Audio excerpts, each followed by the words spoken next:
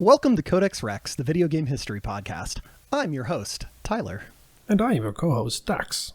Each episode, we tell a story about video game history so you can learn a little bit more about the games that you love. But before we get into that, holy shit, is it good to be back! Hey everybody, sorry it's been so long. When did we last record? I feel like I'm a different person now. I do too. It was early 2024. We were recording here in June of 2025. So nothing special happened in between, right? Nothing important? No.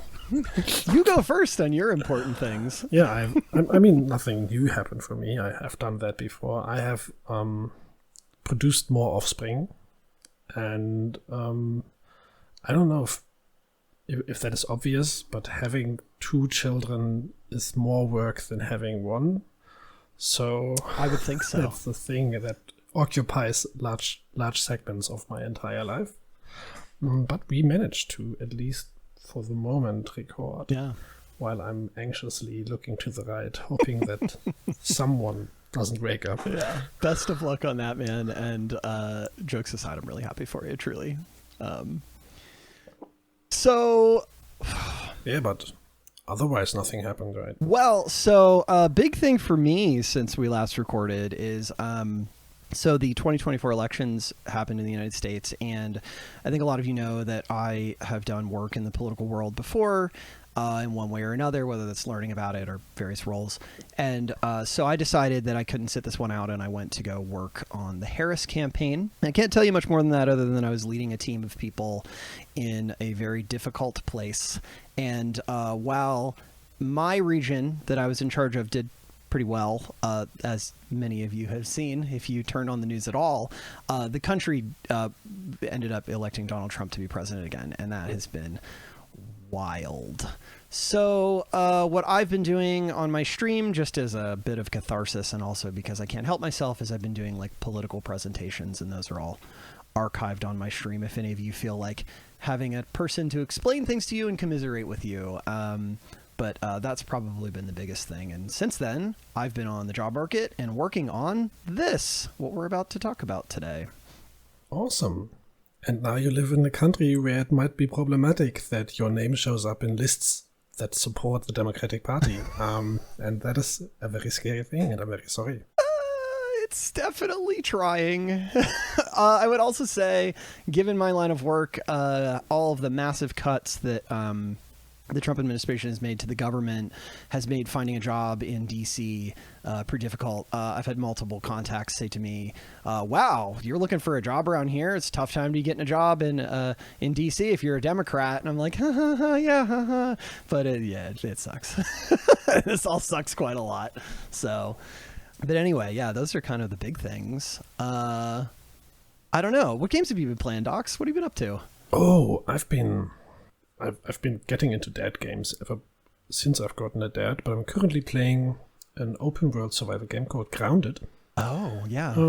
Which I've played since early access, but it's now fully released, and it's really nice. It's like, what was the German name for the movie? It was like an 80s movie. It was called Honey, I Shrunk the Children in English, maybe? Yeah, Honey, I Shrunk the Miles Kids. Moranis?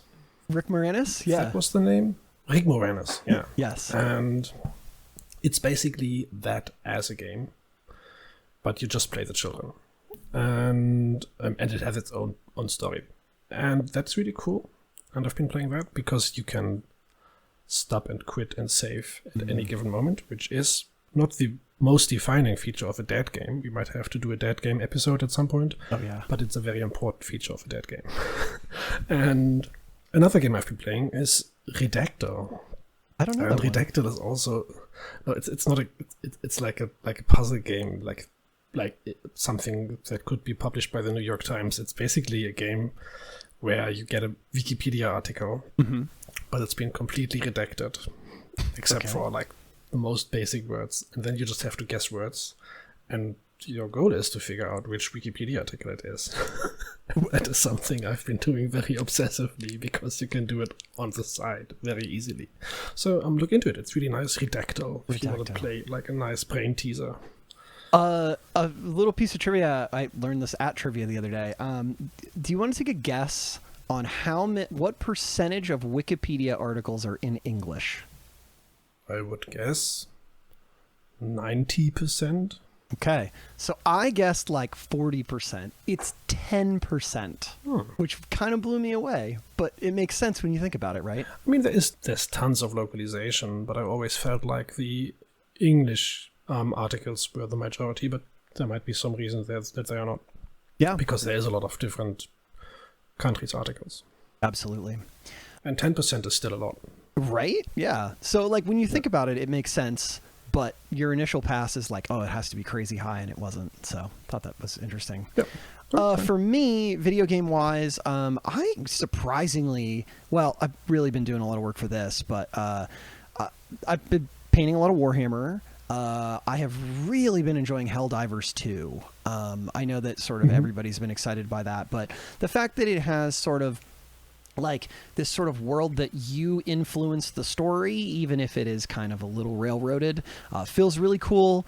And beyond that, I've been playing Darktide. Space Marine 2 has been a lot of fun because the co-op's fun. Even Andrea's playing Space Marine 2 with me.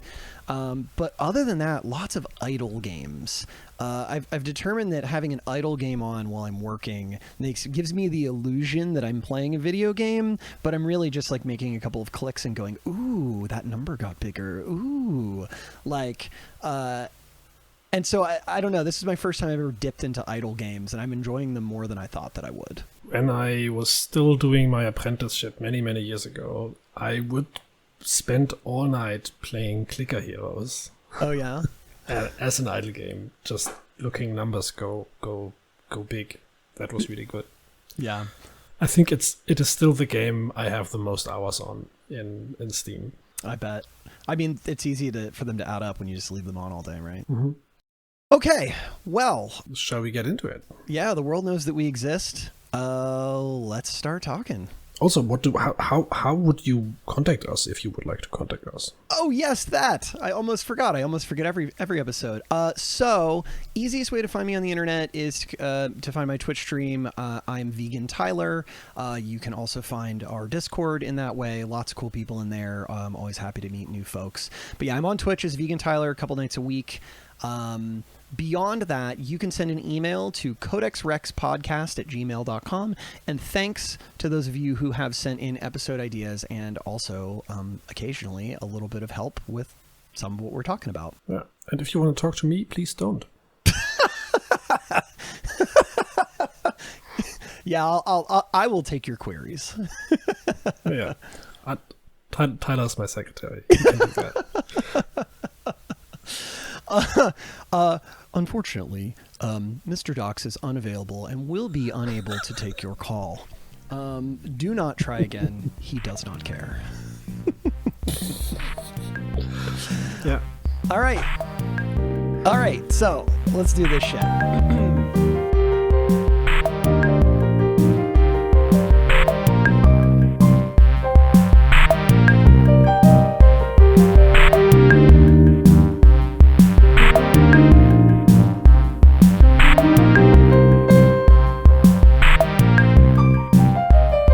Before we start, I have to give you all a little bit of information on why this has taken so long. Do you know, for those of you who listen to the podcast for a long time, every time I do an episode, I say, this is the most work I've ever put into an episode. I can't believe what a deep dive I did on this episode.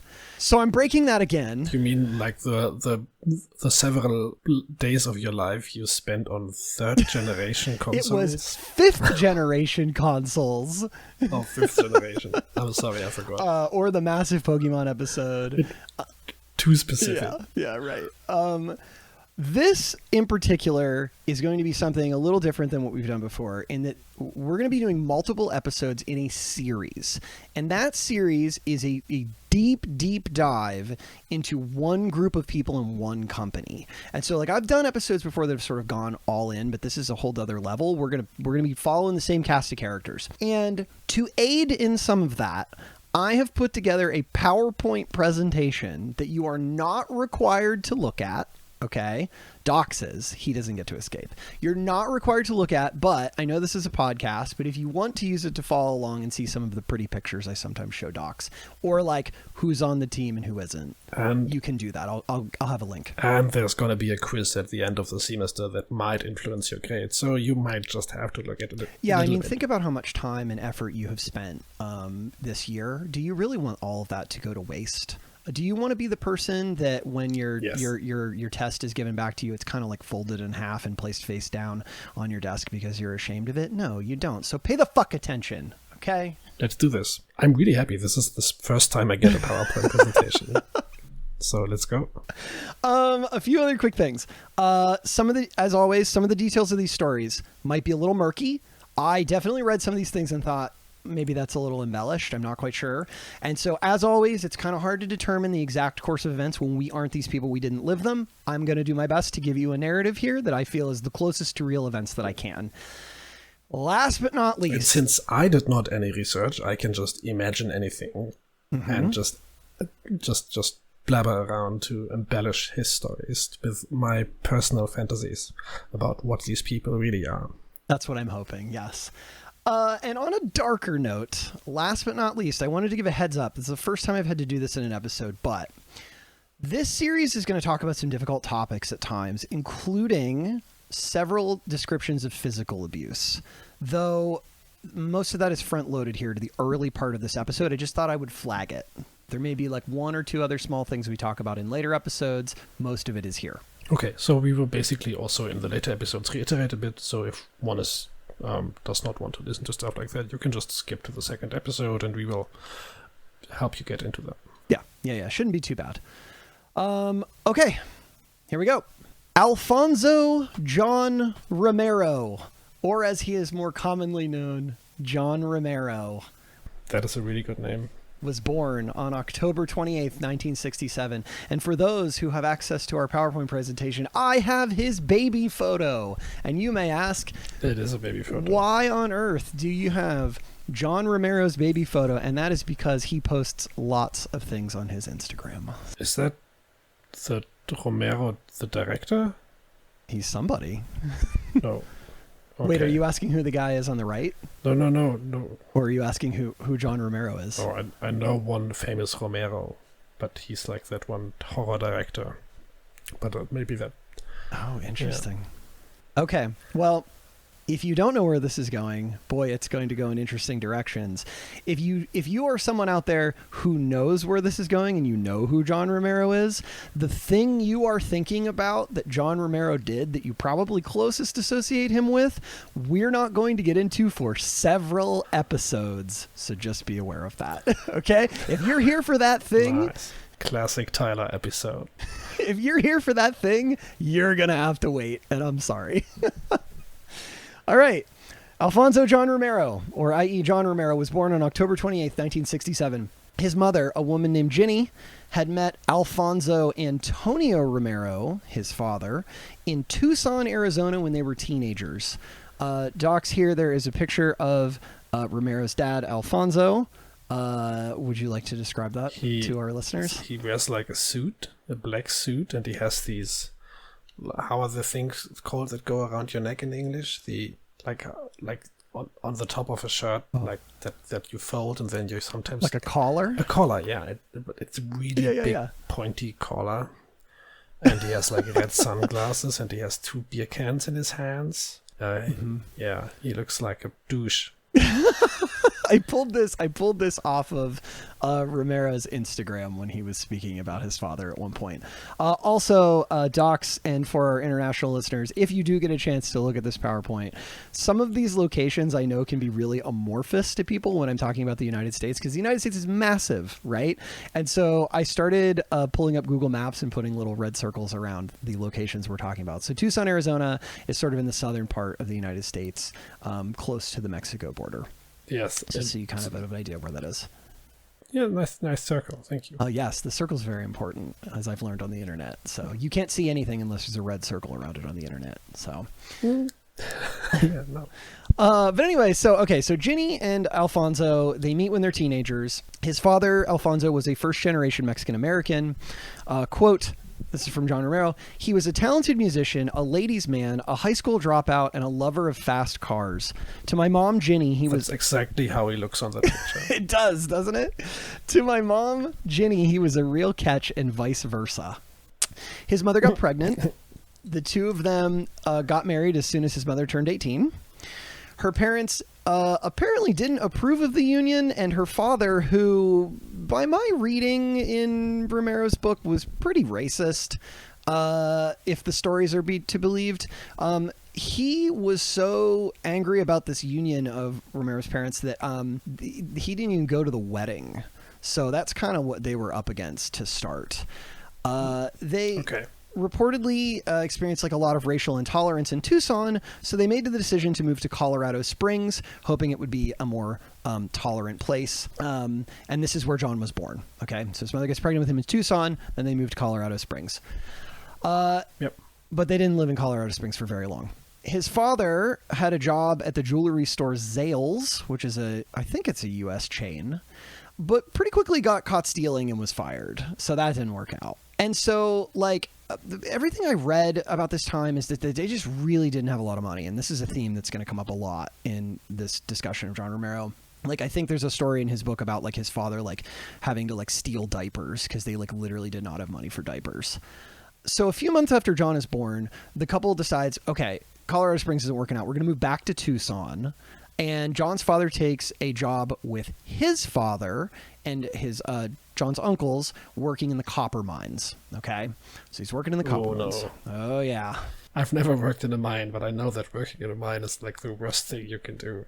I don't think copper mines are especially healthy places to be in. No, I don't think so. And every description of this work that I read just seemed absolutely grueling and awful. Oh no. His parents had a lot of problems as he was growing up. Quote, as couples go, they were equipped with energy, love, laughter, and flashes of rage, end quote. Apparently, as we said, the job in the copper mines was very hard on John's father, and he would often disappear for days at a time or come home very drunk and often violent. But his father was their sole income, and they were entirely dependent on them, or on him, rather. So they couldn't escape. Not a great situation, yeah.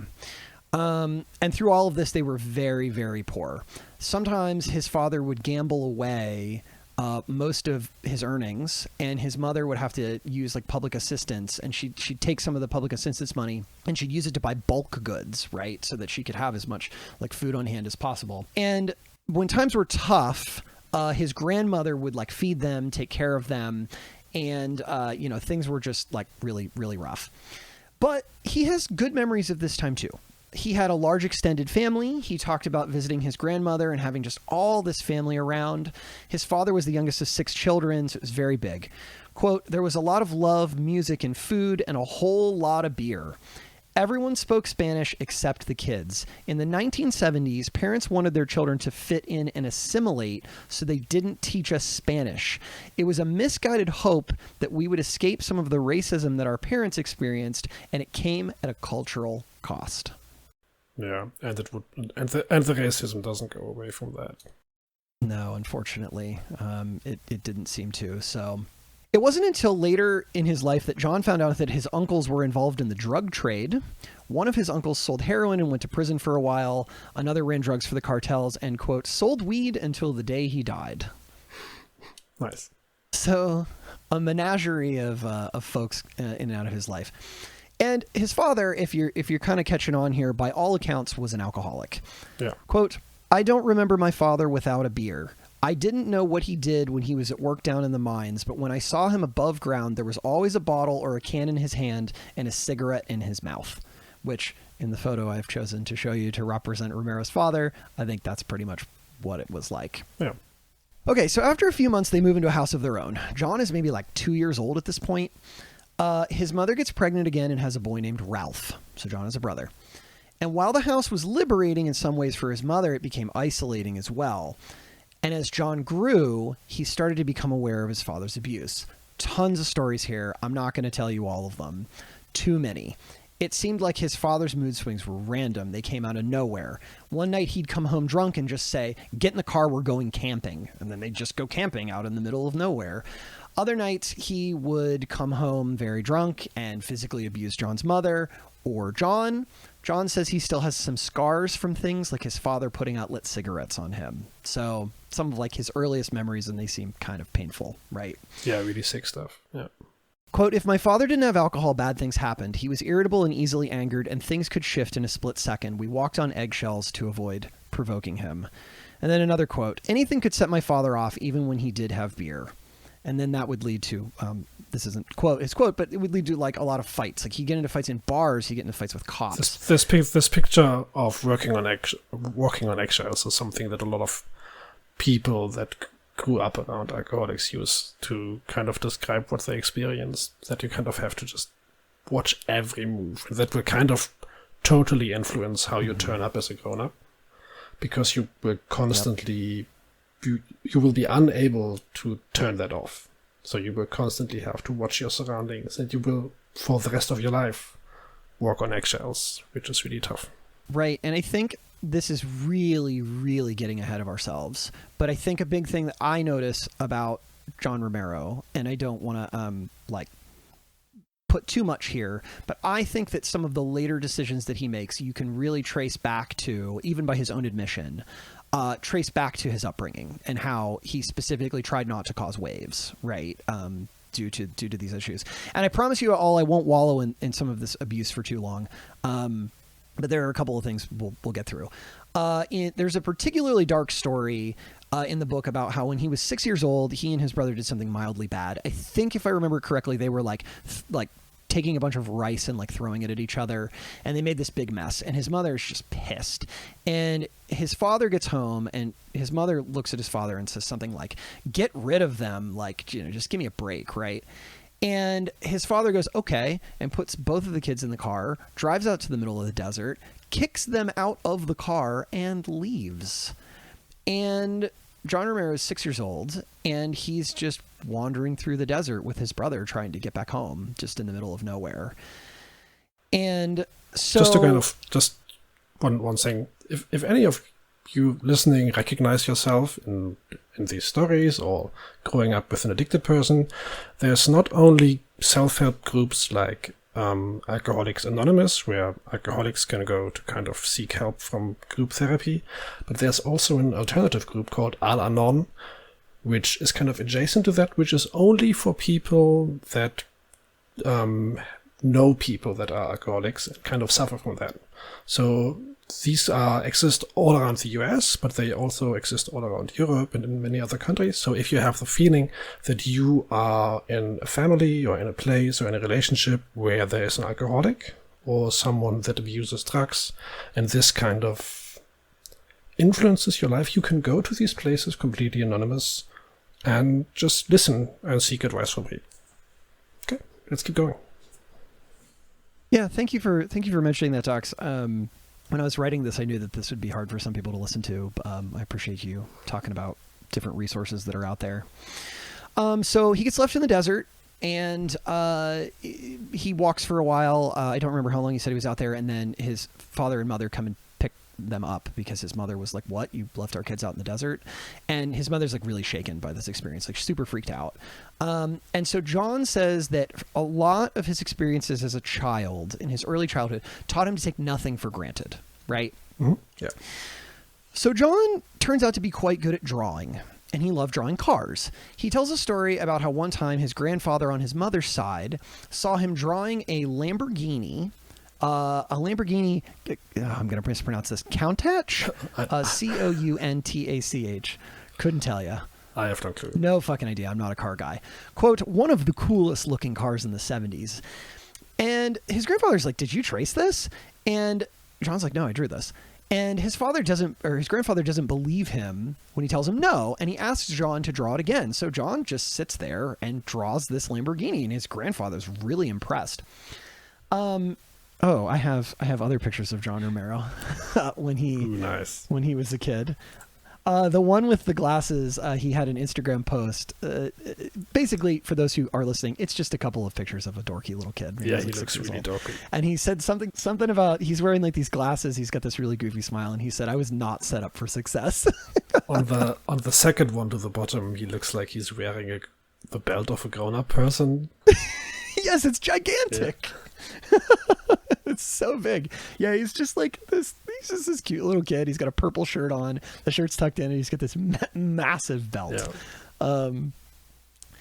So he's getting a drawing, and he says his grandfather was the first person to express a sense of pride in his skills. His grandparents also loved various card games. They loved to bowl, and it was going bowling with them that he could play pinball machines. Ooh, okay. Nice.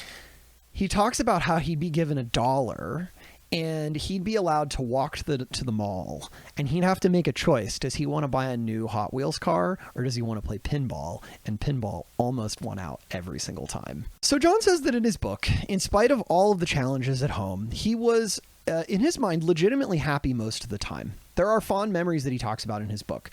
Quote, perhaps because things in my home life were often chaotic, I grew to expect bad things to happen, so when they didn't happen, that was good enough for me, end quote. By the time John was in 3rd grade, his father started disappearing for longer stretches of time. His father was known to cheat on his mother regularly, so nobody would ask where he had been or what he had been doing.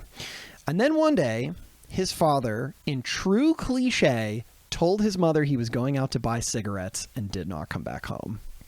What a piece of shit. Oh, nice. Okay. Dude, cool. Right? Like, what an awful thing to do. And like, we'll come back to Romero and his father later, but like, what an awful thing to do.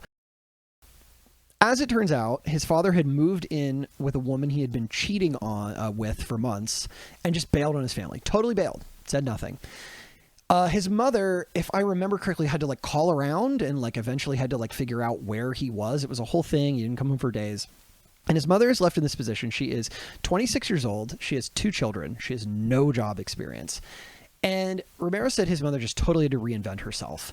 And they were homeless for a time. They were like staying with his mother's friends. They were like sleeping on couches. They moved every couple of weeks until she finally gets a job as a bank teller.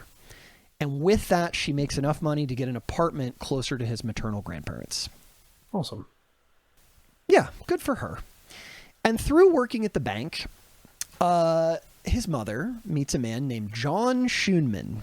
If I said that correctly, I do not have pictures of his mother or John Schoenman. And they start dating. He was tall, polite, very dedicated to his career. We'll talk about that in a second. And fiscally responsible. And she knew he was fiscally responsible because she worked at the bank. And, right? Good to have that info. The first year of him being around Romero, he says, was great. They were going to the circus, restaurants, taking his mother bowling. You should see Dachz's face when I said the first year. His mother quickly finalized her divorce, gets full custody of her children. Okay, so what does John Schoenman do? John Schoenman was a former drill sergeant for the Air Force. He was at this time a consultant for the United States Air Force and was an expert in electronic data transfer from classified Air Force surveillance systems. In one of the books that I read, it suggests that he was the guy who would go out and retrieve like black boxes of classified information from downed U.S. spy planes, among like a whole bunch of other things. So like spy plane gets shot down, we need a guy to go get this box and like interpret it. Like this guy was the guy like who would do some of that. So like a highly specialized secret operations military guy. Yep. That just works with computers. Yep. Very stressful job, too. Incredibly stressful. Yeah. Crazy. So a few months into dating Romero's mother, he gets a job transfer to go to Beale Air Force Base in Marysville, California. And after being away from her for a month, Schoenman asked Romero's mother, Ginny, to marry him. And they were wed in July of 1976. His mother puts in her Congratulations. Yeah, congratulations, right? A new beginning. They're figuring stuff out. His mother puts in her 2 weeks' notice. They moved to Roseville, California. They lived in a motel for 3 months, and it was there that Romero says he was first introduced to the horror films of William Castle. One thing he liked, aside from the horror, is that Castle would sometimes give the audiences a punishment poll, and he would ask them how the movie should end, and then they'd vote on it. And the movie always ended the same way, but it gave people in the audience this illusion of agency, and that really resonated with him. Nice. I don't know any William Castle movies. Can you Rosemary's Baby. He did Rosemary's Baby. Oh, he did House. Yeah, I know Rosemary's Baby. House on Haunted Hill. A bunch of other stuff. The Tingler, 13 Ghosts, Homicidal. He did one called Dachz. Dachz is the name of like one of my favorite types of candy. I think that's the kind of director you should just kind of spend a few weeks just looking at all of their stuff, because they probably influenced a lot of our culture without us knowing. Yeah, right?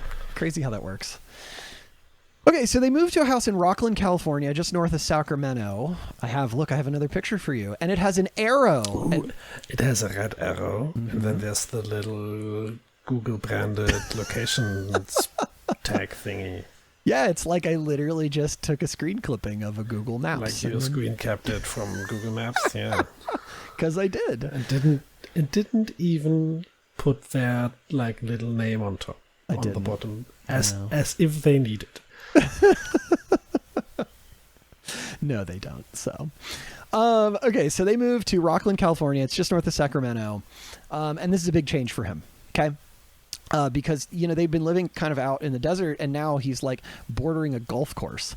Quote, "There were no scorpions, tarantulas, or rattlesnakes underfoot to worry about, so I could go outside without risking sudden death." Awesome. Yeah, great. So life improved significantly once I could do things. Yes. Romero and his stepfather have a good relationship for a while, and he settles into normalcy. He starts getting good grades in school. He gets a paper route that he did every day for several hours, and truly his description of it in his book sounds grueling. Are you telling me that if you provide children with a reliable surrounding and like no worries about money, that they might actually be better at life? Yeah, funny how that works out, right? Yeah, maybe we should like do this like structurally to all children, like provide them with easier living conditions. But maybe I'm just daydreaming, I don't know. Don't fucking come on this podcast and start spewing your socialist nonsense to me, okay? Your radical left lunacy. Yes. Sorry, do you see? Look, radical left lunatic. Yeah. Look at this. Sean Romero's out there. He's earning his own money with his paper route. He's pulling himself up by his bootstraps, okay? He is. I'm sorry, I didn't want to derail this. Let's keep going. Derail it. Yeah, no, I'm with you. This is a very interesting discussion of how your life can change when you don't have to constantly scrape by to, like, exist, right? Yeah, because your entire life only consists of thinking about the worries that you have. And if that kind of even slightly disappears, you just have time to be a person all of a sudden. Absolutely. Good for him. I'm happy that at least this moment of his life was okay. Yep. So he said he would make at most, so he's doing this every single day. He did it before school even. And he would make at most $250 a month. And some of that went to paying off a stereo he wanted to buy, but a lot of it became quarters to spend at the arcade. Nice. For more pinball machines. Pinball machines and other associated things. I think we're starting to get into other types of arcade machines that might be more interesting, and we'll talk about that in a few. Cool. He makes a friend during this time, a guy named Christian Devine. Christian was also a great artist, and the two of them would make comics together for fun. And Christian introduces Romero to Advanced Dungeons and Dragons. Nice. Yeah, right? AD&D, and Romero takes to it quickly. Quote, "Instead of just reading the work of other people, we were creating whole adventures and participating in them." Skipping ahead a little, he said that in their early teens, Christian got a video camera and they would make movies together. And he said that they made short films together anytime they would cross paths for the next 15 years. I think this is one of the last times we will talk about Christian, but I will talk about him in the wrap-up way, way later. Cool. So Romero is 11 years old, very into arcade games. His parents start to worry that he is becoming obsessed with them, and they ban him from playing them after school. His stepfather thinks that his love of video games is verging on obsession. And Romero is like, what gives? I'm doing fine in school. This is not a direct quote. I'm doing fine in school. I'm doing this paper route. And I'm spending my own money on this, right? Yeah, it's his cash, right? Right. Shut the fuck up. Let me spend my money. Yeah. So one day, he decides he's going to sneak off anyway, and he heads to a pizzeria where he would play Asteroids. Most of the kids there, when they would come to play video games, they would leave their bikes out in front of the pizzeria, okay? But Romero knows better, and he hides his bike around the back just in case, because he's like, I don't want to get caught. He starts playing the game Asteroids. A bunch of his friends are there. He shows them that his initials aren't just on the high score list. They are every score on the high score list. They are the high score list. That would always be the goal, right? To have not just the first spot, but to have all the spots blocked. And nobody can reach even your lowest score. Right? Suddenly, in the midst of a round, a hand clamps down on his shoulder, and then, unexpectedly, his face smashes into the machine. It is his stepfather. He decided on to do a spot check for John's bike, perhaps not well hidden, on his way back from work. He drags John out of the arcade, throws his bike in the back of the truck, drives him home, and enacts his punishment. He says, quote, "You really screwed up this time, little man." They get home. Romero's mother and his grandmother are there. And his stepfather says, "Johnny was at the arcade again. You know what that's like? That's like telling your mother, fuck you." He tells Romero to take off his glasses and then punches him directly in the face. This is an 11-year-old child. Yeah, his grandmother... imagine that. His grandmother sees the entire thing and looks at Romero and says, "You got what you deserved." Awful. Cool. John is then told he's grounded for 2 weeks. What do you think John did with this information? Man. He went right back to the fucking arcade the next day. Yeah, he better does. Nice. Yep. Good on him. Good on him. Hell yeah, John. So that summer in particular would be a very important one for John Romero, because one day his brother Ralph and one of their friends named Rob Lavlock bursts through the door of their home. They are very, very excited. They had taken their bikes up to Sierra College and had made quite the discovery. "John, you've got to see this," Ralph said to him. "See what?" John asked. "A place where there are video games and it doesn't cost any money. You can play them for free." Some students at the college had let Ralph and Rob play some like rudimentary games on their very large computers, and John is basically like, "Let's fucking go," and he immediately sets off to go to this computer lab. Awesome. This entire story is like, these Stephen King stories that are about kids, like Stand By Me and stuff like that. It feels a lot like this, like kids that are abused by this broken generation of older people, and they just don't. They kind of still find their own way and manage to escape by just chugging along. Right, and if you look at his love of video games, his love of D&D, these things that he could create these worlds, right, that weren't what he was going through at home, right? It was an outlet. Yeah. And he has other outlets too that we'll get to. So they get to this place, and it is not what he expected when you are a child and someone tells you there's a place that you can go and play video games for free. But he's still amazed. Okay, he's absolutely amazed. And there's all these computer terminals that are hooked up to mainframes, and these mainframes are the size of refrigerators. Yeah. The whole place has to be air conditioned, right? Because like everything ran so hot, this old tech. And students are just hanging out and they're playing a game. And one of the sources that I pulled for this episode talked about how this wasn't that uncommon at the time to have just like all these people of various ages like in these sort of computer labs, because computer geeks, they kind of didn't care how old someone was if they had interest, right? They were just happy to meet other people who cared.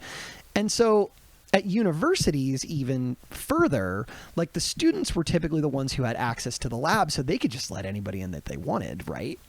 And so their friend Rob had this neighbor who gave them a password to let them access the system. Awesome. And this is something that we kind of encounter all the time, is that the computer science community has always been a community of communal experiences, where it doesn't really matter what you're doing or who you are. As long as you want to be part of it, you can be part of it. And if you want to join, you can join. Absolutely. And very inclusive in that way. Many of the stories that we encountered were exactly this.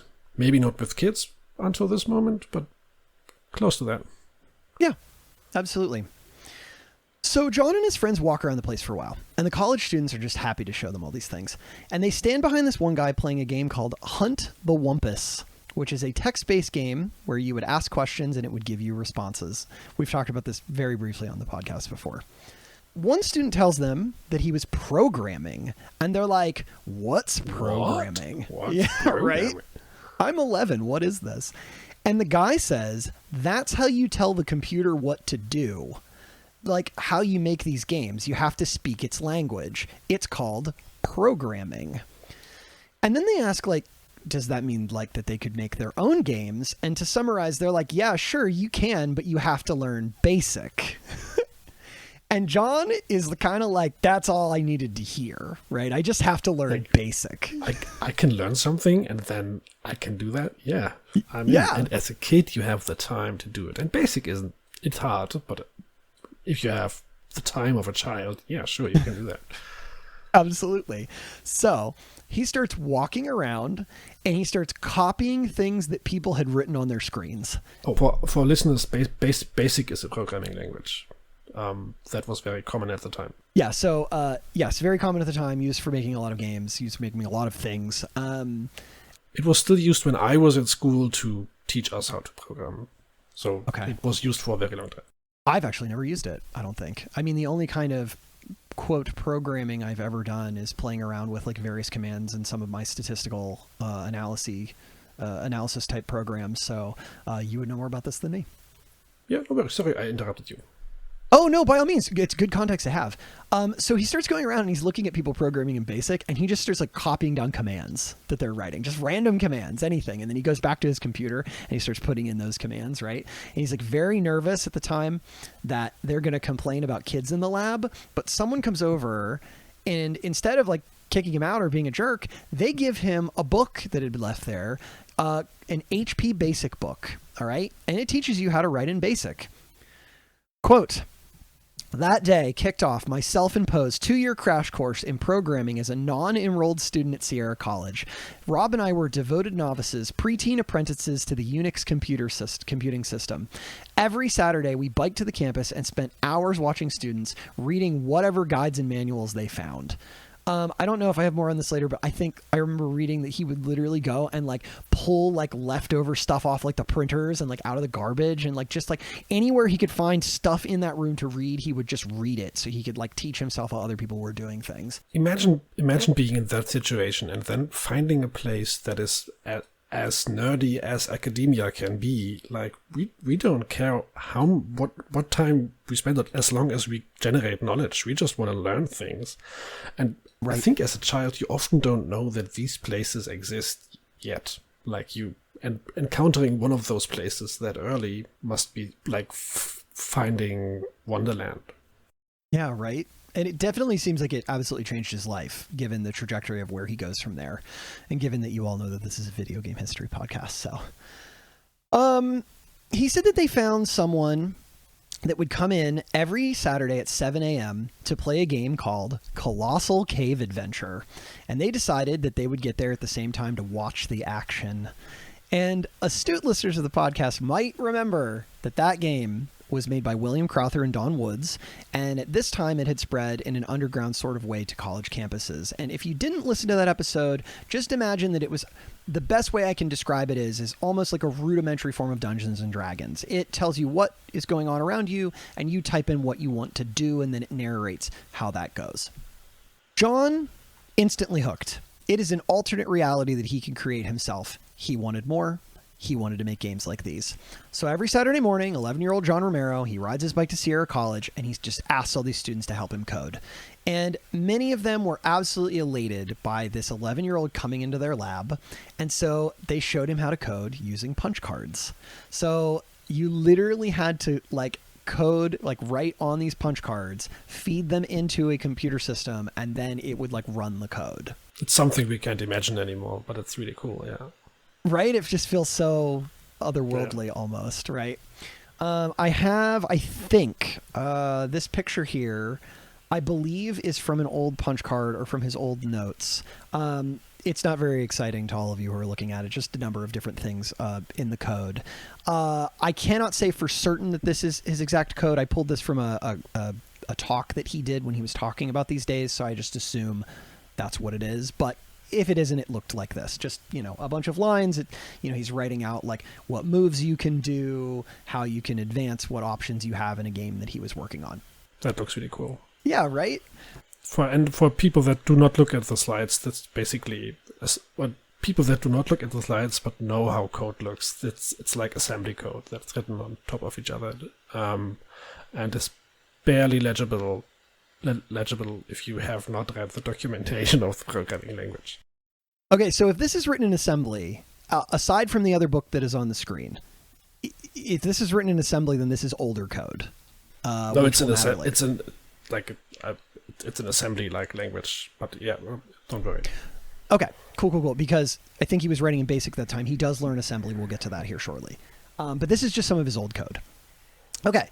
Some have said that John was a very quick learner and that when he didn't know something, he would corner people and just ask them questions until he figured it out, right? So he's just like, Tell me how to do this thing. And all these college students are like, okay, kid. Quote, I found my calling then and there. It was all I cared about, all I wanted to learn, and all I wanted to do. I thought about code when I woke up and I fell asleep committing commands to memory. Also, speaking of the time of a child, the obsession of a child that age, I can start to see, right? Like I was that way about a lot of things too, although it was significantly less productive than what John Romero is doing here. He also said that Rob was a huge ally to him. They would have races trying to see who could learn programming faster. He said he was absolutely obsessed with retaining everything that he had learned, and he repeated everything in his mind. He was going around, he's reading people's handouts and books, he took tons of notes, and I think that this is a good point to tell you that later in life, John was diagnosed with a rare condition, it's a very rare syndrome called hyperthymesia. Okay. And what that condition is that one can remember almost every event of their life in pretty explicit detail, right? It's not like an eidetic photographic type memory, but like it's close in a similar way, right? So he can sort of like, according to the way that he describes it, he can sort of revisit moments and remember like just about every word that was said if it was like an important moment to him. Okay. Yep. He thinks that his memorization of this basic book hastened the onset of this syndrome. It only took a few weeks for him to make his first game, a text adventure game. It's a simple thing where you could explore a few rooms. He shows it to Rob, but nobody else, because he's too worried about bothering people and he didn't want anyone to restrict his access to the machines. The way that I interpreted this was if they knew he was there programming video games, maybe they wouldn't let him anymore. He didn't want to bother people and have him get kicked out. That he needed these computers. So he just shows it to Rob and he's like, look, my first game. Apparently, since the machines couldn't save data, right? We talked about the punch cards. He had to carry around a giant stack of punch cards that had lines of code on them. And each time he would visit, he would feed 200 cards into this machine to get it to run. And then when he would leave, in true preteen fashion, he would wrap all these cards up in a bungee cord, stick them in his backpack, and ride his bike home. That's so cool. Isn't it? Right? One night, he is close to 13 years old, and he went out with his parents while they went bowling, and per usual, he was interested in the arcade machines. It was there that he first saw Pac-Man. This game had multiple colors. Arcade games before this generally were either black and white or a single color, but it was an explosion of sound and color, and it was so different. He said that he stood there for what must have been 30 minutes, completely mesmerized by this machine. He almost never asked his parents for money, but he begged his mother to play this game, and she gave him 50 cents. Quote, I put the first quarter in the slot and began what I can only describe as a joyous, spontaneous mind meld between me and the game as I entered the blinking, blipping digital maze. He was hooked. Absolutely hooked, right? And I'm sure that to those who know a little bit about video game history, Pac-Man took over the fucking world for a time. There was a song that was popular at the time called Pac-Man Fever, right? It was everywhere. And he's hooked. He said he spent hundreds of dollars playing Pac-Man all over town. He knew the patterns of the first two levels so well that he liked to show off to his friends that he could beat them without looking at the screen. And yet again, his initials are at the top of every machine in town. Awesome. Good for him, right? Well, that's really good for him.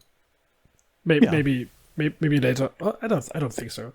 I wanted to say maybe later on he would have been happy to have the money that he put into this machine. But now that I'm thinking it, he's probably fine with having spent a few $100 on really good memories. Yeah, right. During this time, John became enamored by a mass-market home computer called the Apple II. It had color graphics, could run the basic language, and it came with 2 game paddles. I will tell you, I have a long time ago, I've played games on an Apple II. Nice. Some of my earliest memories of when I was younger is my grandfather, who was like a computer guy. He worked as an air traffic controller for a long time, and he learned a lot about all this different tech.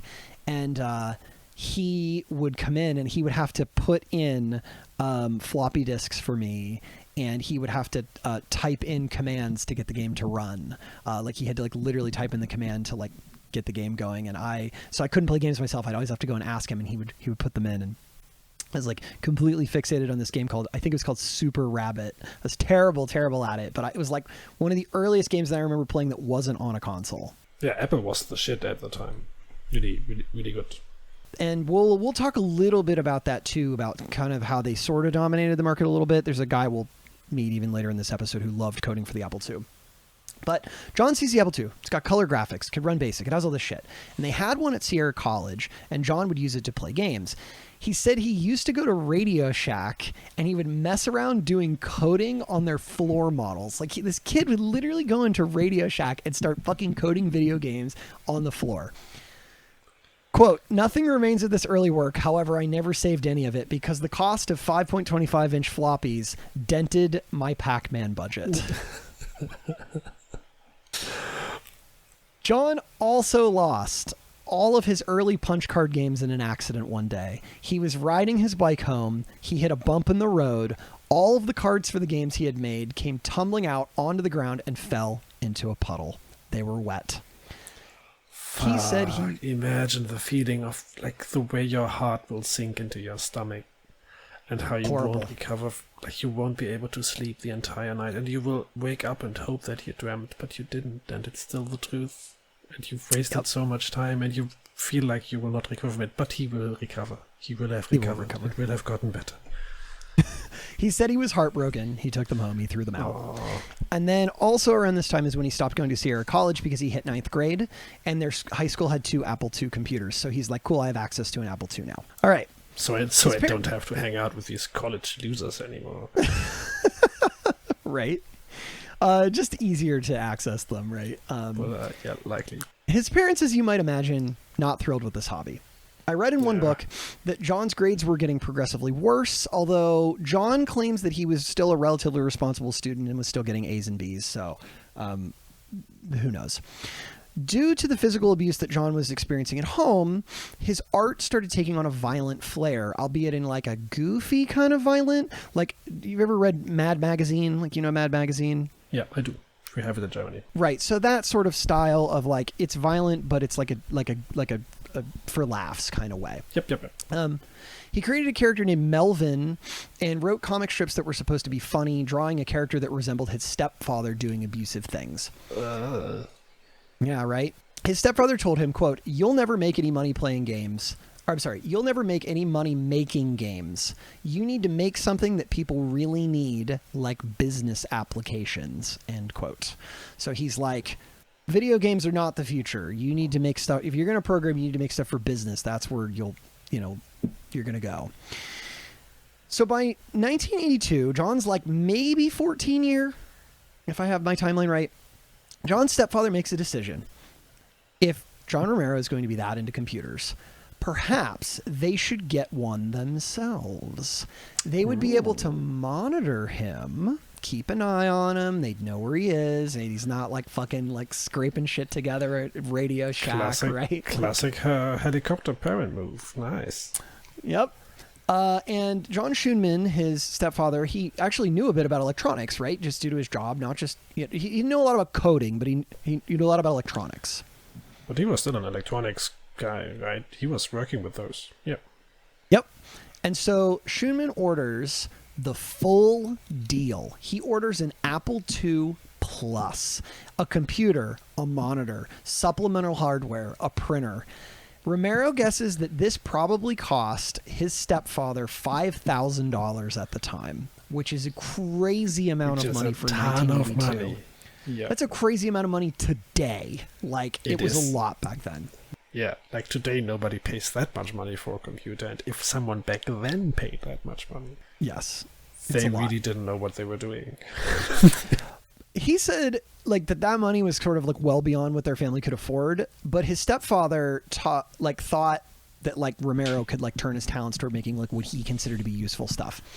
And so the day that it arrives, Romero can't wait. He is so unbelievably excited that he rips into this box. John's stepfather comes home. His wife Ginny is waiting for him in the doorway. She said, quote, "Promise me you won't be angry. Johnny put it all together already." She took the fall and told Shunmin that she had forgotten to not tell Romero to open it. His stepfather is livid. He storms down the hall. He expects to find this incredibly expensive piece of technology like destroyed. But what he finds instead is that Romero had put the computer together perfectly. It is done exactly right. And he's just in there typing away. And so there's like a couple of different versions of this story, but in one of them, his stepfather stands in the doorway for a while and doesn't say anything and just kind of assesses and then walks inside and basically says, "Why don't you show me some games?" Right? Awesome. Okay. For Christmas that year, John asked for only 2 books on coding, which his parents bought him. One was called Apple Graphics Arcade Tutorial, and one was called Assembly Lines, which I have here on the screen. It's just the cover of the book. It's not that exciting. Which allowed him to learn the assembly language. Quote, "At this point, my self-imposed crash course in programming really went into overdrive. Now he's learning assembly. He's got this book." Mm-hmm. He said the week that he got his assembly book is a blur. Part of the reason that it's a blur, not only was he like so fucking hungering for this, but his family was getting ready to move and his PC was about to get shipped and packed and shipped away. Because at the start of 10th grade for Romero, his stepfather had been offered a military assignment in England at the Royal Air Force Base in Alconbury, which is in central England. I have a picture here of it. Just shows you where in England it is. There is Romero's Apple II. Not that exciting if you've seen an Apple II. But then there is a photo of Romero programming on that Apple II in England. You can feel free to describe it if you'd like, Dachz.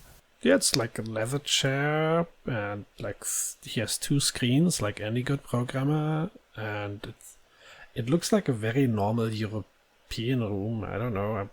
I've seen nothing special here. Maybe this looks fancy to you Americans, but we like to afford useful housing and furniture.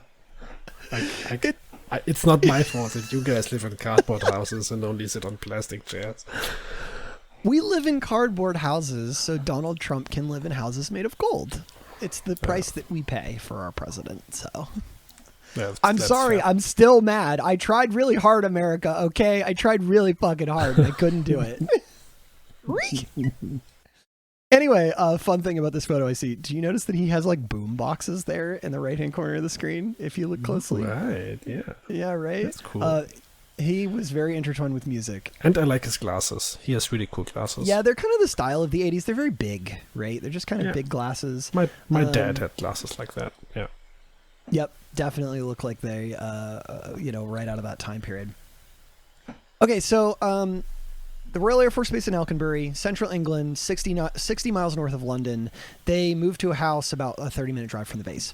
And then he enrolls in a school there that is it's run by the Department of Defense, and it exists specifically just for American children. Okay? Yeah. And he meets with a guidance counselor who mentions that the school offers an introductory to basic class. Okay? An intro to basic. And he tells her, "I know basic, but I'd still love to take the class." He said it seemed preferable to taking physical education, right? Like he doesn't want to take phys ed. He's like, fuck it, I'll do basic again. The counselor introduces him to the teacher, and he shows the teacher his work. And he said he didn't. He said that she didn't say much to him about it, right? So he's going in on the first day. He shows her, "Here's stuff I've made." She says like almost nothing to him about it. She's very clearly impressed, but she doesn't say anything else. The next day he goes into class. His teacher puts an assignment for the class on the board and tells them to finish it before the end of the period. She looks at Romero and she says, "Come with me, John." They leave. Yeah, they leave. They get into her car. They drive over to the Aggressor Squadron, which is the place that fighter pilots would train. She introduces him to a man named Captain Spencer, who Romero describes as a funny, fast-talking guy. He also described him as, quote, high-octane like Tom Cruise in Top Gun, which is exactly how I'm just going to imagine this guy now. Yeah, cool. I'm going to read you a small part from... Kind of scary, but very energetic. Yep. I'm going to read you a small part from Romero's book. Okay, so this is a quote. In the middle of our conversation, he picked up the phone and jabbered some world-class military speak. Delta Eagle, this is Squadron Captain Spencer. Please initiate the protocol we discussed earlier. He stood up and a giant vault-like door opened slowly. He ushered us into a cavernous room with officers seated at terminals and led us to a Krememco mini-computer. Mm-hmm. Do you think you can program this, John? Can I check it out? John said. Please. It was a CPM operating system running HP Basic. Yeah, I can program on this, no problem. Would you like a job? Yeah, that would be awesome. And that is how, at 15 years old, John Romero got a job programming for the United States Air Force. If you were able to program at that time, you just could make a ton of money because people just couldn't do it. Yes, and actually, I'll skip slightly ahead to something I was going to say here in a little bit, but like, some of you may think, like, why would they want a 15-year-old? As Romero describes it, quote, in 1983, the average adult had no real idea about computers. I was so far ahead of the curve that I wasn't just a novelty, I was an in-demand rarity.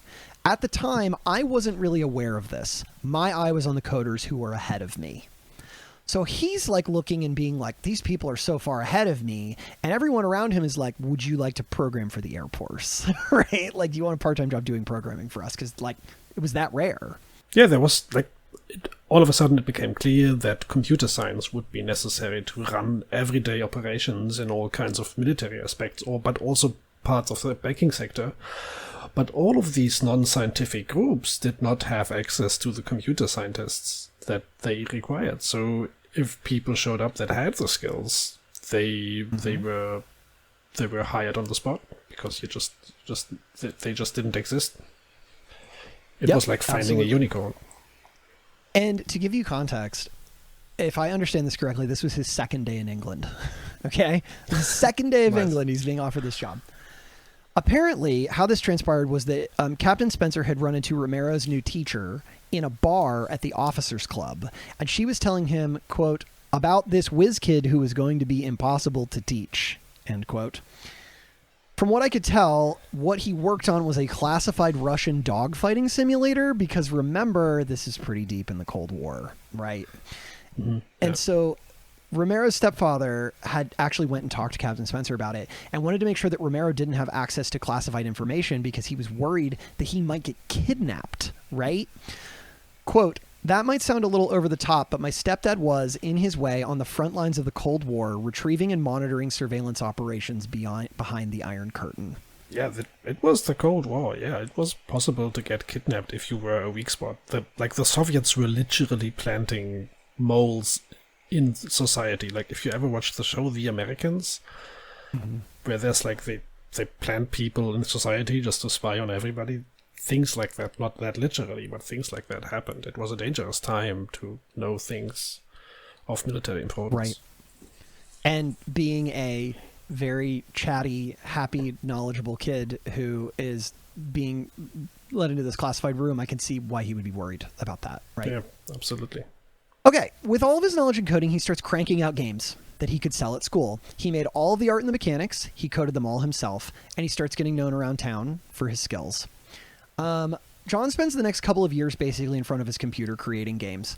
Quote, every day after school, I was programming games one after another. I remember thinking, I want to do this every day for the rest of my life. I was finished going outside. Nice. He's 16 years old at this point. The cycle of diminishing grades followed by conflicts with his stepfather continues. His comics get more violent. He makes more games. He gets really into heavy metal. He starts to become popular at his school and he begins dating. And then, On March 5th, 1984, John gets good news. An Apple magazine called Insider, but it's spelled INCIDER, like insider, like insider, decided that they would publish the code for a game Romero made called Scout Search. Magazines back then, in order to save on distribution costs, okay, instead of sending out like a floppy disk to everybody or something, because that'd be crazy expensive, they would literally publish the code in magazines, and you just get the magazine and it would just have the code, and you'd have to go to your computer as a user and you'd and just type it in. You'd basically make the game yourself with the code that was given. The game that he made, it was just a simple maze game where your character, represented by a dot, had to collect other scouts, which were dots, to save them from being attacked by a grizzly bear. All of this is represented by dots. It's just dots in a maze. Yep. The editor offered to pay him $100 and told him that after the editor was done nursing a hangover he had gotten from going to Mardi Gras, that he would then look into other games John had made. And with that, John Romero had his first published game at the age of 16 years old. And $100. $100 is $100. Is $100. It's a lot of money. Yep. That he probably spent on Pac-Man. Oh, almost assuredly he spent it on video games. And he doubles down even more. He would create entire games from scratch, art and all. He started bragging to people that he could make a video game in a half an hour. He wrote into magazines that would run video game contests, and he would win them. Like, he would be like, I'm writing in, and I'm telling you I'm going to win your contest. And then he would send in a game, and he would win the contest. 16-year-olds. Oh, yeah. He created a company for himself called Capital Ideas Software. I'm going to show you a few pictures here of his original stuff. That's so cool. Isn't it? This looks right? like a 16-year-old decided to make a company. Yeah. Yes. To give you all an idea of like what this looks like, it's like a bunch of hand-drawn like characters. It talks about all the different games he's gonna do and what he sells, and they, sale price $5, right?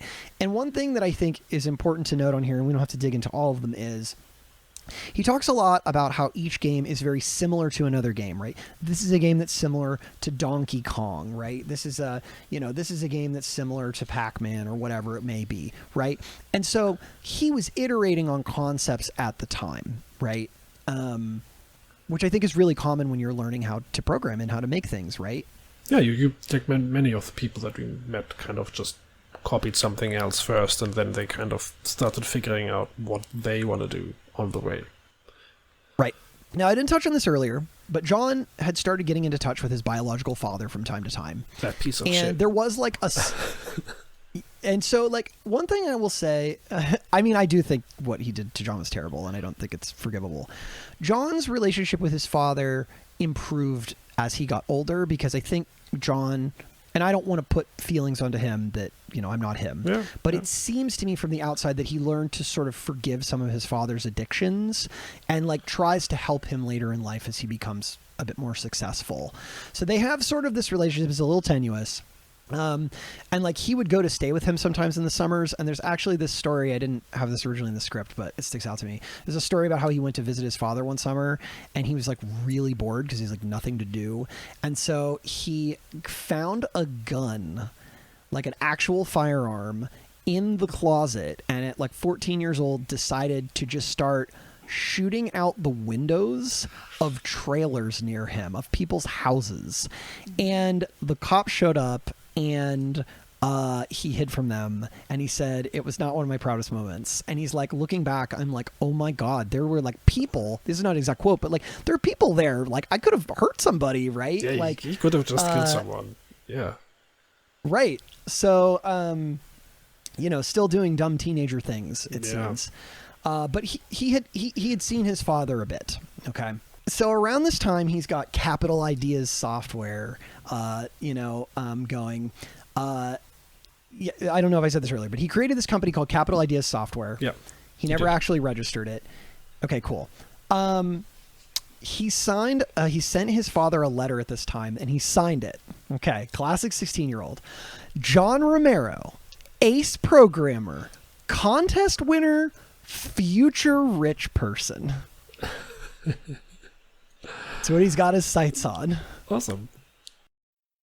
In the summer of 1985, John is now 17 years old. He graduates from high school and determines that he needs to go to school in the United States if he's ever going to make it as a programmer. That, to him, is where programming was taking off. But his mother and the rest of that side of the family need to remain in England for a while. He decides he's going to move back to the United States. He's going to live with his father. His dad lived in a town outside of Salt Lake City called Midvale, married to a woman named Karen. He said that it had been a few years since he had seen his dad, but his life was a lot less chaotic. His dad's life was a lot less chaotic. His dad was now the superintendent of a large mining operation, overseeing operations of 12 different buildings. And John, having money that he had made from working various jobs in England, I've glossed over a lot of these because this is already a very long story. He buys himself an Apple IIe. He basically sets up a computer desk in the basement. Okay. Romero turns 18. He registers for classes at Utah Tech, but the guidance counselor he works with doesn't understand what it is John Romero's trying to do. And he puts him in, he gets put into a data processing program, not computer science. So data, not computer science. Not a good fit. His living arrangements with his father also become so-so. The drinking's still an issue. There's not a lot of money to go around. And his father tells him after a month of living there, he needs to get a job. Karen, the woman his father was seeing, had family who ran a computer store. Romero gets a job as a salesman at the computer store and is totally in his element. Now he's just surrounded by computers all day. Quote, "I sold the hell out of our inventory. My secret, talking my head off. All of my passion was genuine though." He still keeps making games. He's still getting published in magazines. He starts getting fan mail from people who want to know about his code. One guy asked Romero if he would do some programming for his business, which he accepted, but the guy can't pay him, so he's just paying Romero in pirated copies of games that he's sending him on floppy disks, which I think is glorious, and he was like so into this. Perfect payment, yes. Right? More games, right? After his first semester of college, he's done with going to school. The courses are outdated. He's not learning anything, and it's not relevant to the work he wants to do. And he tells his father he's going to quit college. He's going to work full time at this store. His father tells him, well, if that's the case, you're going to start paying rent, right? Like you're going to start working. You got to start paying rent. And Romero starts thinking about it. And he thinks, the more he's like, well, I think I just want to work for a game company. Like if I'm going to work, like if I'm already have to work to pay rent, I'd rather like do it in California in what he called the epicenter of America's computer revolution. He speaks with Rob Lavlock, and Rob Lavlock, his old friend back from the Sierra College days, offers that Romero could come and stay with him. And he said it was hard to tell his father that he needed to leave, but he did. And he moves in with Rob about 30 miles from where he used to live in Rockland. So I'm not going to get you a map. You can just remember it's in California. That old red circle. Yeah. Yes, the red circle. Could be anywhere in California. Rob had just graduated from high school, and Rob had a business designing aquariums for rich people. Okay, so like nice. Rich people would be like, I want an aquarium, and Rob was the teenager who would do that for them. Built me a 7 million gallon tank with 5 octopi and a moray eel, and they have to fight twice a day according to my conditions. Yes, the water needs to be the exact temperature to make these animals murder each other. Yes, I'll pay you in $70 billion that I earned. 70, yes. Yes. $70 billion, yep. But rich people, I don't 1988. know. Yeah. That's a good job. So he and Rob, it is a good job, right? So, I mean, I bet that would be a really fun job, right? Yeah. He and Rob come up with a C-based game called Twilight Treasures, which was purchased by a magazine called Nibble. What the fuck are the names of these magazines back then? I'm gonna get my honey, fucking where's the mail? I want my new edition of Nibble. I know you're fucking hiding it from me. Don't hide Nibble from me, okay? What's the name of computer game magazines today? It's just Computer Game Magazine 1. I don't know. Game Magazine. There aren't. Physical print is dead, Dachz. There aren't computer game magazines. There's computer game. I live in Germany. Before physical print dies here, a lot of things have to happen. We lived 20 years ago. Oh, hilarious. I love physical print, truly. If I can get a book physically, I do it. If I can I get these these magazine-ish type things called A Profound Waste of Time is what they're called. Yeah. And they're like journalism that is done sort of on a yearly basis where they'll interview people. And it's actually one of the things that I used to make our episode about Keita Takahashi. It's what inspired me to do that. So physical print is not dead. I'm just being a dick. So. Okay, so yeah, they're physical magazines and they have shitty names like Nibble. Yep. He lives with Rob for 3 months. And then Rob's parents also start giving Romero some talks about maybe moving on to other things, which meant it's time to start looking for things, right? Like, like maybe you should fucking get out of here, okay, kid? Like, we've had enough of this Maybe shit. it's about time he takes the hint and right? moves. So Like, he's like, get he your didn't own wanna- place, man. Yep, absolutely. So I don't know if I have it in here. But basically, like the John was not the first of like Rob's like business partners he would bring in, and there's just like all these teenagers like hanging out in the house all the time, and I think that they were just getting really sick of all these teenagers hanging out. So Romero talks to his mother, who's still in England. She's in the process of moving back to California. Her husband John to follow shortly thereafter. They agree that Romero can move back under one condition: he starts taking college classes again. John Romero agrees. He enrolls. He starts working at Burger King so he can save up money for a car. He keeps getting asked if he wanted to be promoted to assistant manager, but he turns them down every time. Quote, I had no intention of getting deeper into the fast food business. But one day he gets passed a note by a woman at the cash register that reads, Hi, my friend likes you. She asked me to give you her number. He looks up and sees the friend, a beautiful woman around his age, the mentioned friend, and that's how he started hanging out with and quickly dating a woman named Kelly Mitchell. Cool. Things progress quickly, even though he said her devout Mormon parents clearly did not have any interest in them dating, right? You know, the teenager who's really into heavy metal is just such 80s movie cliche, I think. He absolutely is. Maybe if things would have gone differently at this moment, he would have thought about getting that assistant manager position because he might have needed the money. But let's see where this goes. One night in the winter, Kelly swings by his place around midnight. He said that she would usually swing by and they would just sit outside and chat. Okay. Cool.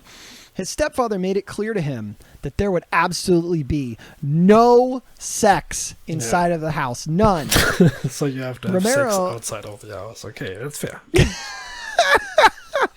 You gotta fuck outside like animals. You're not coming inside for that. Get out of here. Well, Romero's like, okay, it's like a really cold night, so like I feel bad that maybe we can go inside and we can chat for a little bit. That sounds like something a horny 17-year-old would say. Oh, it's so cold. Do you maybe want to go outside? She was so cold outside. We had to come inside and work up a sweat. So, he claims that's all they did. Okay. That's what he claims. She leaves an hour later, and Romero's stepfather, John Schoenman, calls him into the living room, and he tells Romero that he had disobeyed him, and the next day he had to leave and find a different place to live. Quote, part of me couldn't believe it, but that was life with John Schoenman. The most dependable thing about him from my point of view was that he was always the most hard-assed adult in the room. End quote.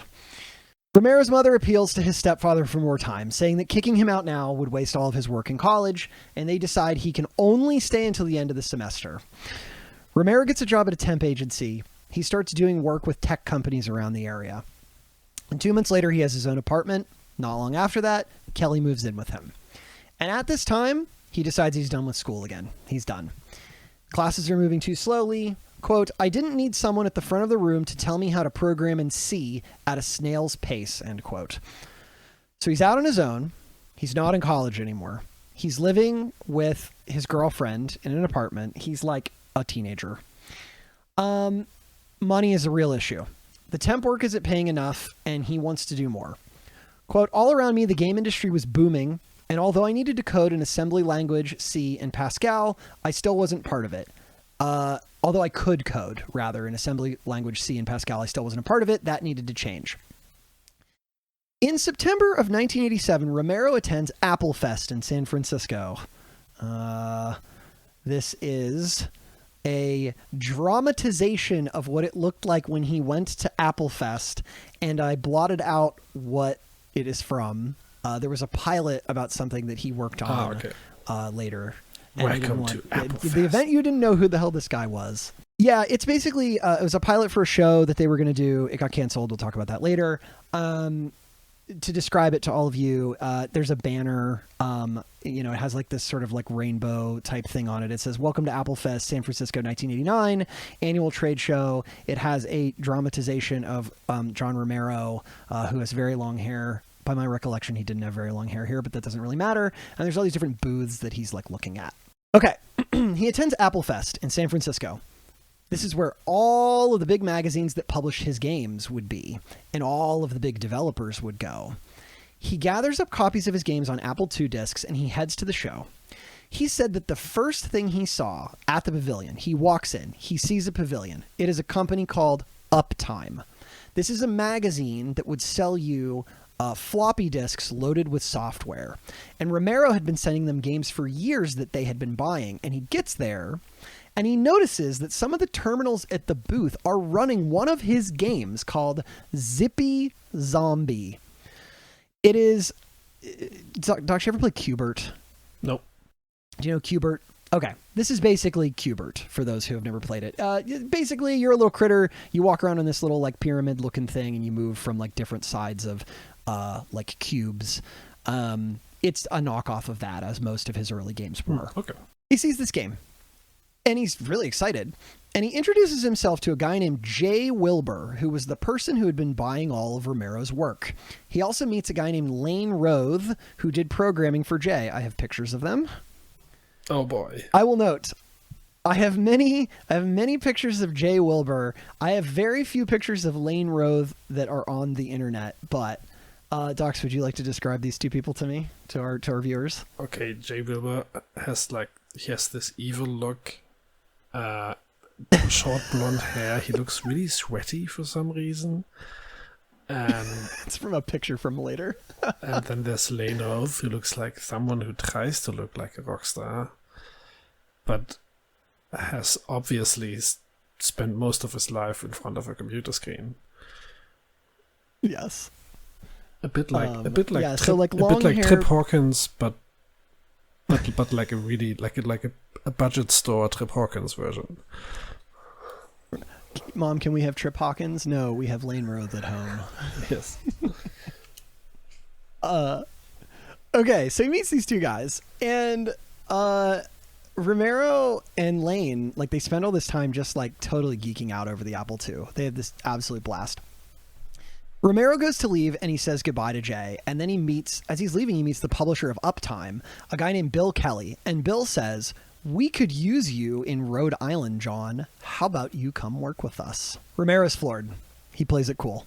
He tells him he's going to think about it. So Romero says, "As I walked away, I was thinking, this is the best thing ever. I just got a job offer from the first booth I visited." Awesome. He rides that high for a bit. He walks over to another booth for a company called Softdisk. Softdisk was one of Uptime's competitors. Same thing. Magazine, they send you a disc in the mail, that kind of thing. He tells them that not only had he published with Uptime, but they had just offered him a job.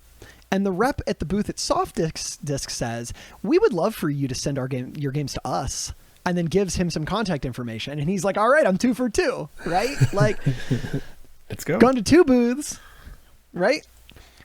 He then walks over to a booth for a company called Origin Systems. Quote, "If there was one game company I dreamed of working for, it was Origin, the company behind Ultima, one of the most important and beloved role-playing games to date." Ultimas. I have a picture? Awesome. Yeah, I do. I've only ever tinkered around with it very, very minorly. I don't know that I've ever actually played through an old Ultima game. I've played the late Ultimas because they were relevant for Dungeon Keeper. Like, Dungeon Keeper references Ultima. And that's why I played Ultima. Because I was a huge Dungeon Keeper nerd. You still are. I am. Cool, yeah. And what do they say? Okay. Romero says he had played every Ultima game to that date and would buy them on release day. Everyone. He said their founder, Richard Garriott? I don't know. Richard. Yeah. was a rock star of the gaming industry and that he was doing things at a level that Romero wanted to be at. And at the booth, there's a big banner and it says, Ultima 5 coming October 31st. And John walks up and he has an idea. One of the computers was showing off Ultima 1. He ejects Ultima 1 from the computer and puts in a copy of his own game, Lethal Labyrinth, which is here on the right side of the screen. To describe it to all of you, it had colors, it has like this little maze type thing, a little character that had like represented as just like kind of this like little white stick figure looking thing. He puts it in, which used a new graphics mode called double high res. He said this was a calculated move on his part because few people had mastered the ability to render graphics in 16 colors. Quote, commandeering a computer that was expressly to promote another game seemed like a perfectly good idea. Now I cringe at the audacity of this maneuver. It's good to be young sometimes, right? To not know what society expects from people and how to behave, right? To not know what adequate is. Right. And sometimes it's good to be bold. It is. Because of that. And we'll see, it kind of pays off here. So the director of marketing at Origin comes over and immediately is like, hey, what's going on over there? And then quickly switches to, she goes, oh, wow, that looks really good. What is this? Romero shows off his game. He tells her it has more colors than most Apple II. He tells her something to the effect of, this has more colors than most Apple II games you'll see in this building. She asks for his contact info immediately. And he tells her, by the way, I'm looking for a job and I would love to work at Origin if there is a position available. This rep tells him she's just with marketing and that she'll put him in touch with people in the New Hampshire office. He puts the Ultima disc back in. He takes the card. He leaves. Quote, I felt like I'd just gotten the golden ticket, Willy Wonka style. I was walking on air. My head was full of the possibility of landing my dream job. Oh boy. Nice. Let's go. For 3 weeks, twice a week on his lunch break, he called Origin in New Hampshire and asked them if there were any openings. Eventually, he gets in touch with someone who tells him that they need someone who can program for the Commodore 64 to convert a role-playing game called 2400 AD from the Apple II to the Commodore. Romero had never programmed for the Commodore 64 before, but he says, awesome, I'm ready to do that. They schedule him for an interview. And the next day, he goes out and buys a book called Mapping the Commodore 64.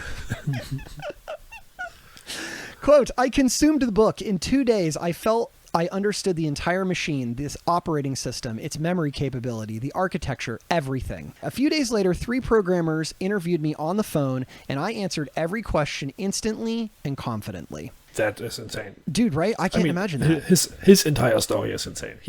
This guy is just amazing. Oh, for sure. And we're going to go, like, this is the prologue. We're going to go crazy here. Okay. Whoa. Okay. Even though he tells them he doesn't have hands-on experience, because he had basically studied the Commodore Bible, he is super ready for this. And he goes to this interview.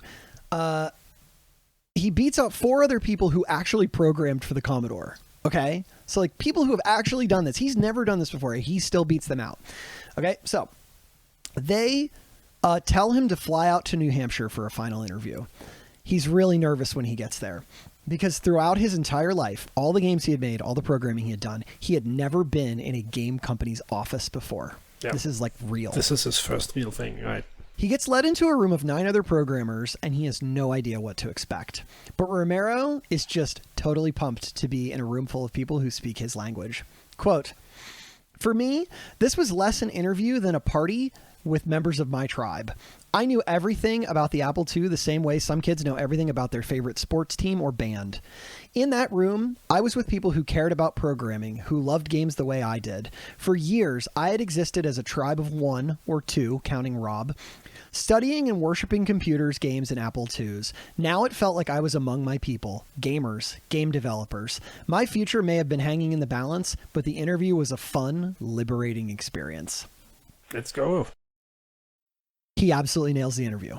And in that time, he realizes that he is further along in his programming abilities than he had thought. Like there were, I don't have like stuff in the script with this, but like I remember in that particular thing, like some of the older folks on the team were kind of like, oh, look at this fucking kid coming in here, right? And started like asking him all these questions, like thinking they'd like slip him up, and he just like knew everything. Like he was ready. They offer him a job, he accepts. John Romero, after all of this, is now part of the gaming industry. I mean, I would argue he has been already, but now he's like part of a gaming company. Also, I would say, as someone who had to do job interviews recently, what really pays, like sometimes you just don't get the job and it's fine, but what really pays is thorough preparation. And it really sounds like this man spent his entire time preparing for these things, because that's what he did. He wasn't good because he was talented. He was good because he put a ton of work in. This didn't just come to him. He really, really worked hard to get this. And being super well prepared for a job interview does a lot of goes a long way. I agree. Yeah, he definitely put in the effort. This is definitely like sure, everybody has innate talent, but this is him from the moment he could putting in the work over and over and over again. This was not luck. This is him like walking into this massive game development conference and seeing people playing your games, like, and you've never even been to such a thing. Like, what a surreal experience that must be to this guy who has just spent his entire life kind of isolated in this, right? Yeah. And then to go do this interview and kind of be accepted into this sort of tribe of developers, I bet it was just absolutely cathartic, you know? What a feeling. Okay. Just a quick aside here. All right. I want to give you like my personal take on a couple of things as we get a little further into his story. So like we talk a lot about on this podcast. I even mentioned it earlier that sometimes it's really hard to get a reliable source of events. Okay. Yeah. And I think the one big takeaway that I got from Romero's book is that he always tries to be very diplomatic and very gracious with everybody who is a part of his life. So like even when he talks about his father, he'll have a sentence basically about how awful his father treated him, and then have another sentence about the great things he had with his father, right? And like he's always looking back in a very happy way, even through some of these difficult situations. And so I think that Romero professes to have like a different level of memory than like you and I would have, but he's not a particularly confrontational guy, and he says this a lot. And so sometimes when I would read his work, you know, his autobiography, whatever that may be, I sometimes felt like I was reading a way too rosy picture of how things might have actually been, but I'm not him. Okay, this is just my take. It could also be that he simply made peace with his past. So it could just be that he found like a healthy way to handle the wounds of his former self. Yeah, I think that's fair. And that can give you the ability to speak kinder of people that maybe were like they were for reasons greater than themselves. Like the alcoholism is a disease and such things. It's not something people choose, and then you can forgive them for that. Yeah, it could go into this direction as well. I'm just saying that. For sure. And I do think that as he got older, he definitely forgave his father for most of these things, if not all. So maybe the only thing it indicates is that he has found a healthy way of being himself and respecting himself and understanding why he is how he is. Yeah, that's a nice way to think of that. So this job he got at Origin, it paid $22,000 a year. Quote, "It was certainly a livable salary at the time, particularly since I would have done it all for free. I was exactly where I wanted to be." In a member of, do I have this here? Hold on one second. We're going to ever so slightly backtrack here. So Romero's girlfriend, Kelly, gets pregnant. Oh, shit. I knew it. Of course. Of course. But there's a lot of hesitation from both families at this news, especially since they were, as he described it, quote, "young, inexperienced, and underfunded kids building a life together." And that is how Romero learned that soaking does not prevent pregnancy.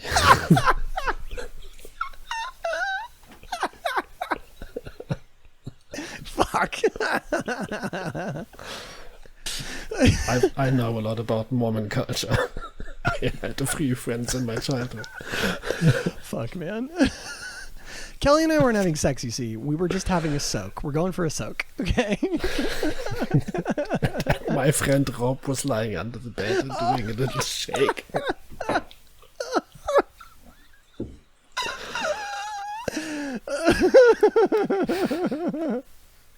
And then, this has been our dramatization of how Romero's girlfriend Kelly got pregnant. So, Romero's parents absolutely positively insist he has to marry Kelly. And he's like, yeah, cool, I wanted to marry her anyway. So they go to City Hall, they say their vows, they get married. Do it. But now he's got this job, right? He's got to convince his pregnant, now wife, Kelly, that it's a good idea for them to move across the country to live in New Hampshire. But given how dire their financial situation was, it did kind of make sense. Like, she's kind of like, I don't want to leave. Yeah, it does. And he's like, but maybe we should do this. And like, this is kind of where I get into sort of like the murkiness of like how Romero describes these times in later interviews and some of maybe the early accounts.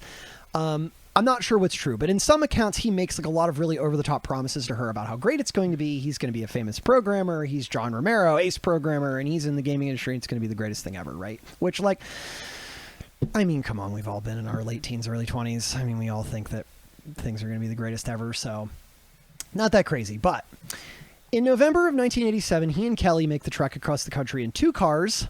The cars have breakdowns along the way, and they move to Concord, New Hampshire, and I read one account that said that they were so broke at this point, he was writing bad checks to pay for toll booth fees along the way. Like, that level of destitute. Whoa. Oh, yeah. That's like illegal. Yes. So let's do a recap. John Romero is barely 20 years old. He has published around 10 games by my count. He has just gotten married to his pregnant wife, Kelly. He's accepted a job at Origin, and that Origin was one of the most famous game developers at this time. It's good to become a dad when you're young, because you will be very healthy and still young when your kids are in their teenage years, and this is going to be nice. Mm-hmm. And this is about the only advantage there is in becoming a dad young. So John Romero was absolutely fucked at that moment. And his wife as well. It's going to be a really, really tough time for them. And this is where everything went downhill for John Romero. Hilarious. Just to reiterate, this is going to be really, really tough, and especially moving, like you say, moving away from their parents to make money is a good idea. It's a horrible idea. They could have made money at that spot, and like just logically thinking, it would have been nice to have parents around to help with the kids. Support systems. Because that is a lot of work, and so there is like a version of him that didn't move away and didn't fulfill his dreams, and we wouldn't have gotten what he will turn out to be, which I still don't know, but still, it would have made sense. So, yeah, it's kind of good that they were adventurous, but I bet it was one of the hardest times of their life. Yes, and it was, and we'll talk more about that. So, okay. He starts his new job at Origin, and he gets a manager named John Ficini, I don't know. John Ficini, who was 6 years older than Romero, so he's 26, and he was the lead coder for Ultima 5 on the PC. Romero had no experience with PCs then. Remember we talked about how the Apple II was like dominating the market, Apple was dominating the market, PCs are ever so slightly starting to show up, right? Yep. He sets himself to learn from Ficini, and he describes him as, quote, a, quote, programming badass. So, good mentor to have. They hang out a bunch at work. They talk shop all the time. Random story from this time. One night in December, John gets asked if he can help the co-founder of Origin because they are having a random meeting at 9 p.m. with the co-founder of a company called Sit Tech Software. In this meeting, Romero meets a woman named Brenda Garno. Quote, she was just a year older than me, and she'd started at Surtech as a teenager, running the Wizardry phone hotline. Like me, she was working her way up. It was nice to meet someone else who had started in the industry as a teenager and who was into RPGs too. When the meeting was over, she went back to northern New York where Surtech was based, but she'd made an impression. Okay, I'm only pointing this woman out to you because we will mention her in something way later, like several episodes later. But just pointing her out now, I'll reference this again later. Oh, cool. And it's nice that there's like other people that kind of had the same line in their life, from being like a teenage whiz kid to kind of being welcomed into the industry. Right? Yeah, cool to see other people like that out there for him. Yeah. Okay, while at Origin, Romero comes up with a faster way to port from the Apple II to the Commodore, literally buying materials from Radio Shack and creating the hardware himself. In short, programming on the Commodore was terrible, and it was much easier to take an Apple II and rip a whole bunch of stuff apart and then connect the Commodore to it through the port and then do the coding on the Apple. This took him 4 days. He shows it to Ficini, and the next week they are so impressed they give him an 18% raise. They're just like, "You're killing it, kid." Yep. Yeah, better give the kid a raise or lose him, right? Right? Romero and... No, they would never have lost him. He was so in love with that job. He would have stayed there forever for free. At least to start. Romero and Kelly's son Michael was born on Valentine's Day, 1988.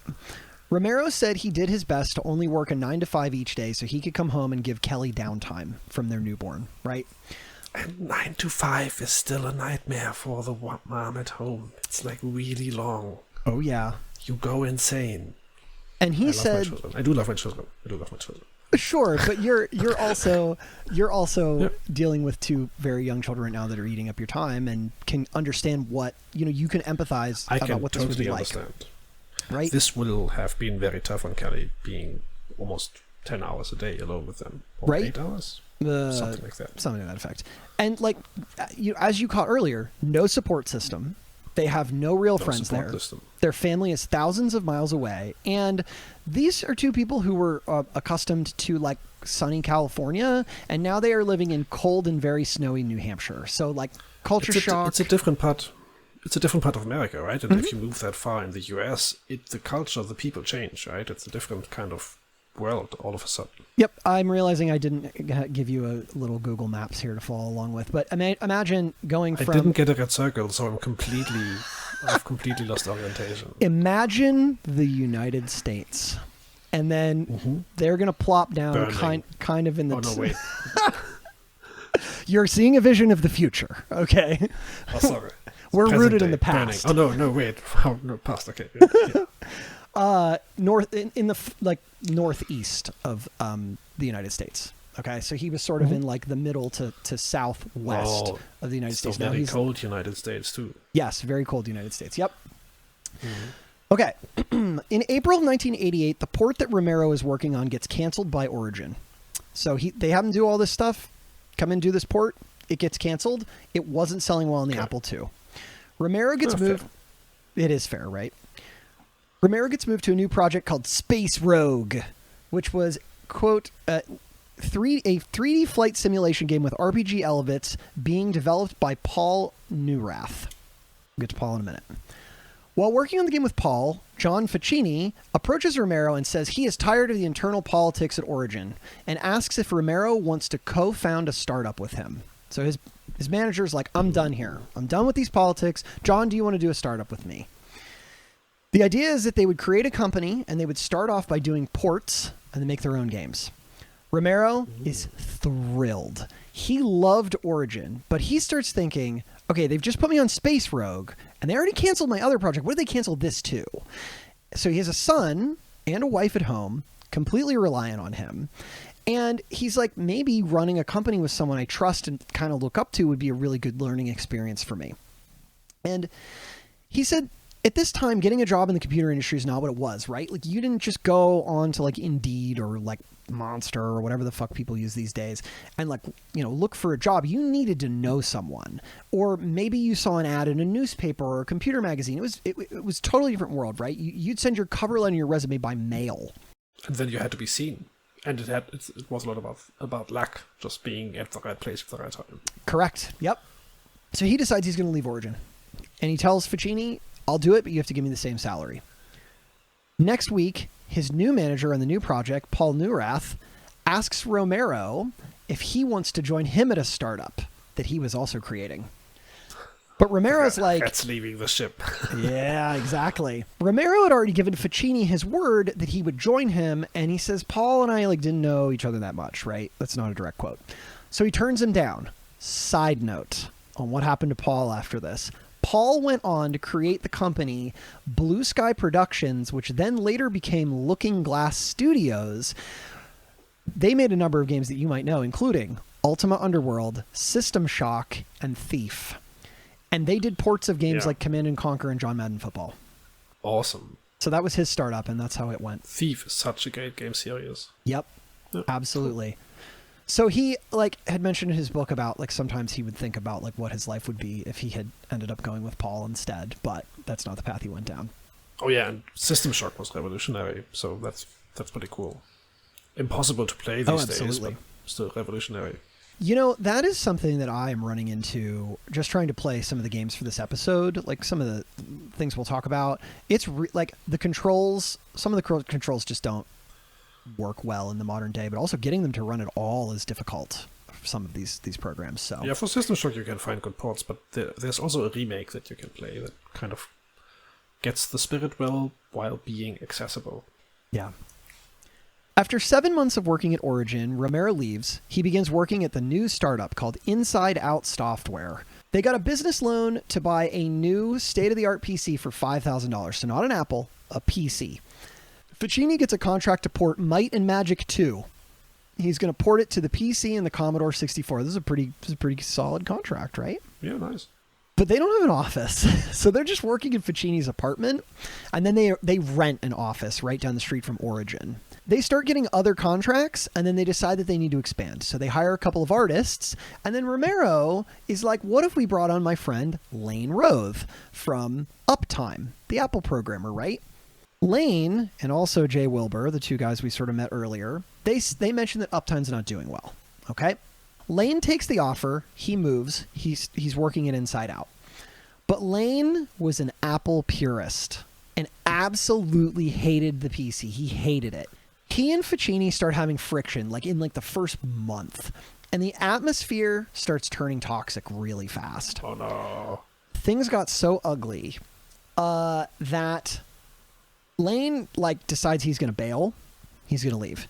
And Ficini is so mad at Lane that he actually tried to withhold, as the story goes, Lane's final paycheck, right? He hated him that much. It was so bad. And all these complaints get filed. It's all this shit. Lane calls up the company that had been paying Inside Out to port a game called Dark Castle and tells them to give him the contract instead. And they do. Oh no. He's like, I'm already doing it anyway. Now they're down a programmer and also a contract.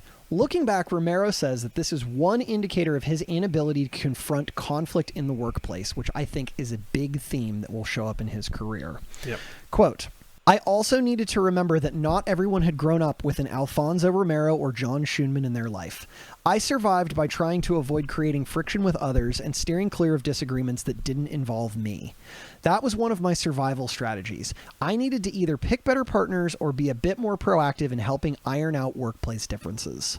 So even he is aware that his upbringing is making it hard for him. It's good that he gained understanding of that. Yes, though I'm not clear if he had it at that time. We'll see. Likely. Yeah, later in life he does. I mean it that way, that at some point later on he will have gained understanding of that. Absolutely. Romero and Ficini then have their own huge fight, and Ficini blames Romero for bringing Lane on board, right? Kind of like, you brought this guy in here. No. What's your deal? The vibe in the office had shifted, and then it got worse in February of 1999 when another client canceled their contract. Romero realizes that he had been in the industry for 15 months. 2 projects he had been working on had been canceled. This was not normal. One, the computer industry was going through a shift, and the PC started slowly taking over the market, and the Apple II was becoming obsolete. He needed to become fluent in coding for the PC and fast. He talks to Ficini, and he says to Ficini, John, my project is canceled. That was money we needed to pay me and run the business. I know we're partners, but I think this is going to be easier for both of us if I sign over all of my shares to the company to you, and I just move on. And that's what he did. I think that's a very cooperative offer, for 2 people that already are not getting along well to just go separate ways peacefully and then just give each other like a good farewell and not let it like turn into a nightmare or something like that it would have likely turned into if they would have stuck around. But it feels like Romero was always good at kind of, I don't have a good English idiom for that, like sensing that the wind is changing and having like to move on. Like it seems like he has a good feeling for that. Do you have a good German idiom for it? Well, the wind has turned. Like that's how you would say it. Okay. Okay. John Romero leaves to find something else. He is now 21 years old. He is the sole support for his wife, his first child. And guess what? Kelly is at this point 8 months pregnant with baby 2. Yeah. Kelly makes the decision. By now it couldn't have been an accident. Kelly makes the decision. She's moving back to California with her son to give birth near her family. Yeah, she's not doing it there. Yeah, makes sense. Yep. I read a few different accounts on why she left. Romero says that she wanted stability in her life. But I also read one account that suggested that maybe she was getting a little tired of his kind of over the top, like I'm going to be a rich person, greatest programmer ever kind of promises, and maybe just wanted to go back home, you know? So John Romero has no job.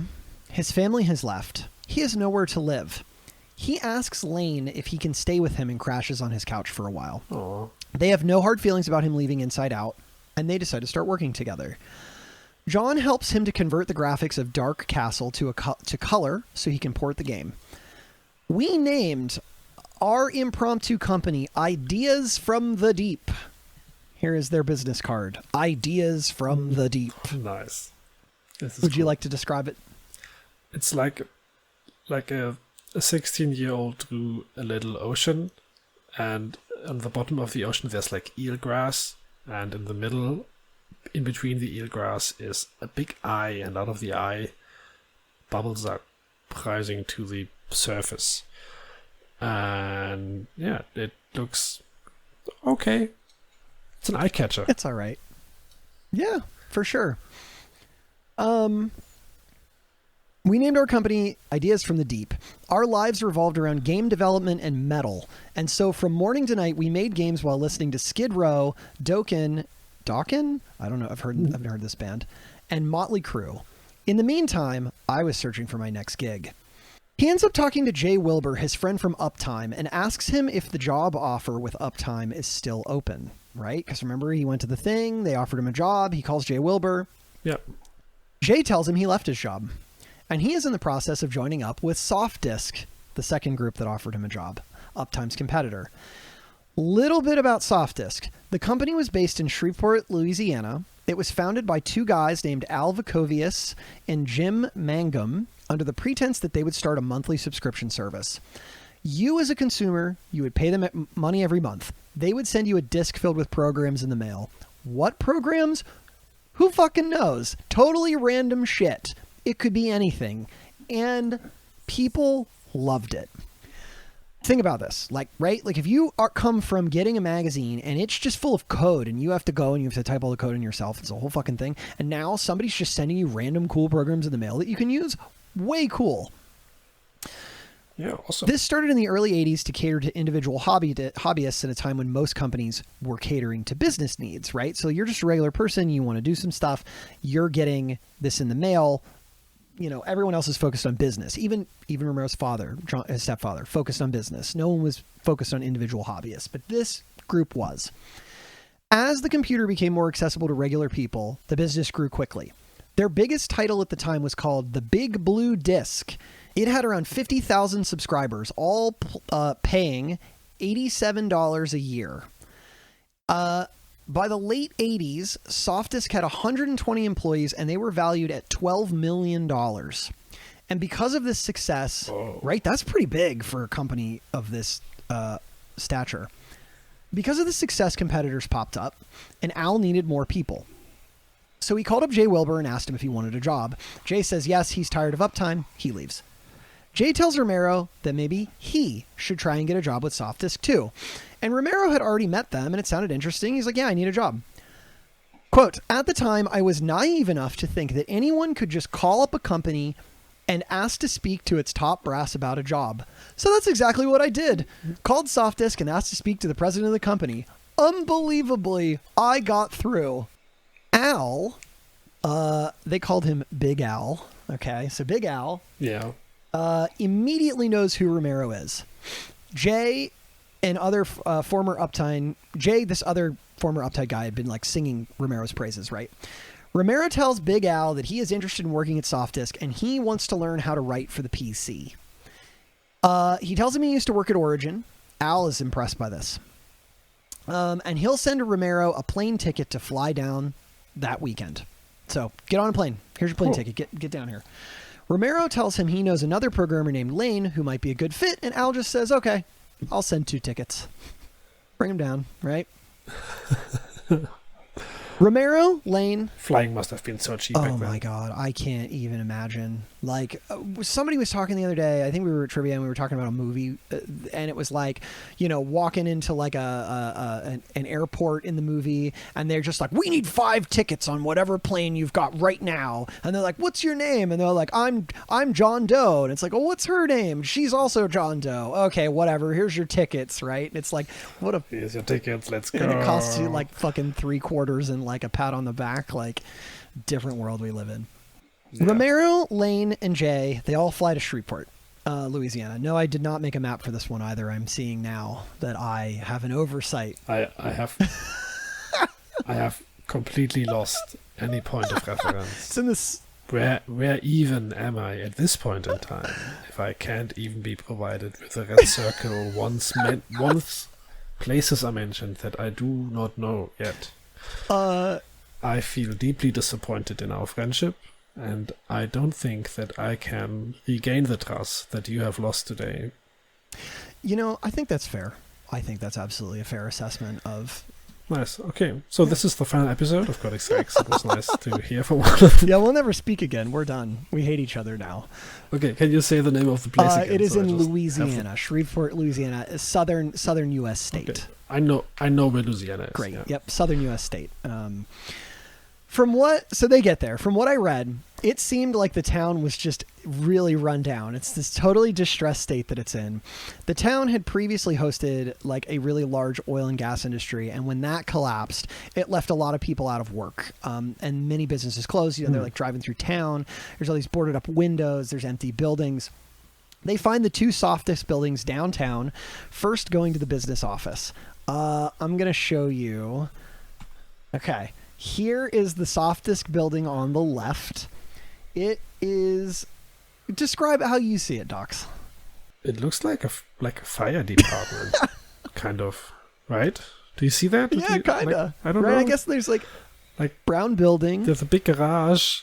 It looks like there's nothing in there that could be of value except for maybe big cars or like a barrel or something, and maybe there's like a little office with a janitor in it, but then you also see the inside, and then there's computer dudes hanging out in there. That is a dramatization of what the inside of the office looked like, including a dramatization of what Big Al looked like. He was just this older, kind of cheery guy. The Softdisk building was kind of like, it had some windows, but it was kind of cavernous, and like they would park their cars on top of like this brown building. And for those of you... It's like a perfect liminal space, like something where you're not really sure what it is transitioning into. Yes, absolutely. And like the only indicator that you would even know that this is a company is just it says these tiny little blue letters that just says Softdisk on top of it. So... Oh, yeah. Yeah, I didn't even see it. Yeah, right? Exactly. Okay. So, all right. So they get there. They go to the business office. Big Al, he bursts through the door. He starts telling them about the company, how excited he is to have them there. And Romero said that Al had this like really warm demeanor. He's just a really fun guy. And Al tells them that he wants them to lead the newly created special projects division, which would be just making games. Okay. And he's fine that Romero and Lane, they need to learn how to code for the PC. They show Al a game they made, and Al really into it. And then they get to where all the programmers work, And all these programmers seem a bit different from what they expected. The office is different from what they expected. There's fluorescent lights. There's quiet little offices. People are keeping to themselves and they're very hushed. It did not seem like a fun game design office like they had imagined. And it seemed like the programmers were constantly struggling to try and like meet this demand of this like, monthly or bi-monthly thing, right? To churn out these new programs. They go around tour around town. Big Al takes them to a big party. There's a whole bunch of employees. Al offers everybody there, Jay, Romero, Lane, $27,000 each. They accept. Romero's like, this isn't perfect, but hey, it's a job making games. I have a clean slate. I can have a life here, right? Like, let's do it. And you can use it to learn PC programming, right? Yeah, absolutely. And I'm going to go back a slide here, but they, in the 2 weeks before they start, they crank out another game in their downtime, because this is how fast they can make games. And it's called Zaporoids. And sounds like hemorrhoids. I mean, maybe playing it felt like having them. I'm not sure. Would you like to read, Dachz, what it says on the screen there? I'm not sure if it's big enough for you. Yeah. The year is 2166. The asteroid belt beyond Mars is becoming a nuisance to Earth travelers since it has gained mass and a host of invading aliens. Your job is to annihilate them all. Good luck, bud. It was just like Asteroid with aliens in it. That was the whole game. Okay, cool. Okay, so they sell it to Softdisk under that name, right? Like there's the title screen's on there. It says, copyright Softdisk 1989. Okay. All right. In that time frame, Romero's second son, Stephen Patrick, is born. Romero spends some time with his new son. He tries to convince Kelly to move with him to Shreveport. And then he leaves to go back to New Hampshire to pack his stuff. And he and Lane and Jay all road trip to their new job. Fun side story, because we'll talk about Jay a bunch throughout this series. Have you ever seen the Tom Cruise movie Cocktail? Do you know this movie? A lot of the old Tom Cruise movies are translated weirdly into German, so I have seen it, but it's called a name that does not translate to Cocktail. It is a movie about Tom Cruise's character being a bartender, like he's like a high-end bartender. Okay. Okay, I have not seen that movie. I have. It's just okay. Okay. Before Jay got into the video game industry, supposedly he was such a good bartender that he was one of the people who was brought in to teach Tom Cruise how to make drinks and do like cool bar tricks for that movie. Ooh, nice. Okay. On March of 1989, they take a long road trip from Rhode Island all the way down to Louisiana. They even make a quick stop and hang out at Disney World for a while, although I would say that's like way out of the way, but whatever. It's like way out of the way. If you take a road trip that takes forever, you can also make it take forever. Yes, exactly. But, whatever. Like, I guess if you have multiple people all like changing up who's driving, it wouldn't be that bad, but it's a long way. The United States is huge. Okay.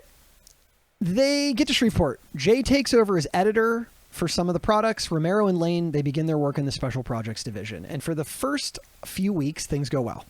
Lane gets to work on a small game. Romero sinks himself into learning to code for the PC. He said he's just really motivated to get his career off the ground. He wanted to support his family. He wants to be in the industry. He just obsessively absorbs all this literature on coding for the PC. And he takes an Apple II game that the company had already published and ports it to the PC using assembly. And he takes it to the editor of the Big Blue Disc, who loves it. And then he throws it onto the disc for that month. The next month, he finds the old game Twilight Treasures he had sold to a magazine back in 1986. He converts that to the PC as well. Again, onto the Big Blue Disc. Do I have the Big Blue Disc here? I do. Cool. I have the little... It is. It's like the title screen that would pop up when you looked at the Big Blue Disc. I'm sure as you can see, Dachz, it's not particularly exciting to describe to our viewers. It is a Big Blue Disc. Yep, just says Big Blue Disc, the magazine on disc for IBM PC and compatibles, and it has a picture of a blue disc. And then Romero finishes a game called Pyramids of Egypt, which you can see here on the right side, fully written in assembly. You want to give a quick little rundown on what it looks like to you? No, it's like 2D. You seem to be controlling like a little dude that runs through like the insides of a pyramid, like a labyrinth. Mm-hmm. And you probably have to collect all diamonds to finish a level, and you shall not be caught by a snake. That's about what it And looks I like. think so. It's Pac-Man-esque, I guess. Yeah, something to that effect. A little adventure game. You walk around in a 2D thing, pick up stuff, just as Dachz said. Romero starts creating writing tools for users as well. He's just cranking out stuff. And I guess that another editor at one point came over to him and tells him, like, maybe he needs to just slow down a little. Quote, "I know you're eager, but they're going to continue to expect this. Like, don't make yourself too useful here." Now, after a time, Romero starts butting heads with people at the company. He told a story of the lead programmer of the Big Blue Disc, who was this pissy guy in his 40s, who basically refused to help Romero with some things. And then after they butt heads a bit, he was told by the higher-ups, Romero was told by the higher-ups, that he was not allowed to ask the pissy 40-year-old guy questions anymore. Even though Romero was making things for the Big Blue Disc, he wasn't allowed to talk to the guy running it because they would fight. No. And some people on the staff also felt threatened by the newcomers, right? Like, there were a bunch of people who had been there for a long time, and then suddenly all these like young guys come in from the East Coast, and they're like, oh no, they're gonna like put us out of jobs. And the programming language C was the hot new language of the day, and Romero knew some C, and he starts talking to his boss about using it, and then he was told, well, you can't use that in the department to code because no one else here knows it. Like, you can't do new things because no one else could do them as well. So like it is a fair critique because I mean, of course you should try to like kind of learn new things, but if you do programming, you should likely use things or languages, concepts that are compatible with each other so everybody can do work on one project. Absolutely. But Romero took it as feeling held back, right? And even his friend Lane just wants to work with the Apple II. As it goes in companies sometimes, when someone starts shining, more work starts falling to them, right? You're looking really good. Here's more stuff. So Romero starts getting called around. He's bogged down. He's helping people. And then ever so slightly, he starts getting moved away from his gaming work. And Romero and Lane kicked off their work in the Special Projects division with a game called Eskimo Joe, which was going to be a Bomberman style game. And they work on it for 2 weeks. And then they're told the Special Projects division is being shut down. Quote, "I was needed full-time on the Big Blue Disc to fill the lull in content that I had inadvertently created. Lane, meanwhile, went back to the Soft Disk GS division. We were crushed." So he's been at the company for a year at this point in the story, and Romero is pretty unhappy. Everyone is, actually. Kelly and the kids had moved with him, but he was also living with Lane and Jay to save money. So that is 4 adults and 2 small children all living together. It was not a good fit. And the money woes continue. I don't have an exact timeline, but at some point in 1989, Romero declares bankruptcy. Quote, "Renting furniture, maxing out my credit card, leaving a car in storage, you name it, young eternal optimist and credit risk John Romero did it. In 1989, with collection agencies tying up the soft disk office phone, trying to shake me down for money I decided to surrender and declare bankruptcy. At the time, there was no way for me to dig my way out of that debt, and I certainly didn't foresee my fortunes changing to the degree that they later did." Aw, poor guy. Right? Bummer. Romero says he's not making the games he wants to make. He had wanted to make big games. Quote, "games that took a year to make and would be displayed on store shelves." He walks into Al's office and tells him, "Al, thanks for having me here. It's been amazing. I've been here for a year, learned the PC, cranked tons of stuff out, but I need to leave. I want to make games." He tells Al he's going to work at LucasArts. Yes. By the way, Romero had never contacted LucasArts. Okay. This is just his plan B, right? Don't get too excited. This isn't the LucasArts episode. You should guys have just seen Dachz's face just die. He's like, yes, it's the LucasArts. It's not the LucasArts episode. No. I'm sorry. I mean, we did the Maniac Mansion episode, so there isn't much more history about LucasArts unless you want to go further.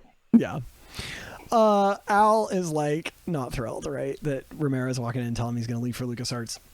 He needed Romero at Softdisk. So Al tells Romero, give me a week. I'll see what I can do. A few days later, it is decided that Softdisk would start releasing games every 2 months under the name Gamer's Edge. Romero would be able to hire a programmer and an artist for the project. So he gets to pick. Like, he gets to hire on a programmer. He gets to hire an artist. He gets to hire people. And he would have to figure out somebody who could be their editor and producer.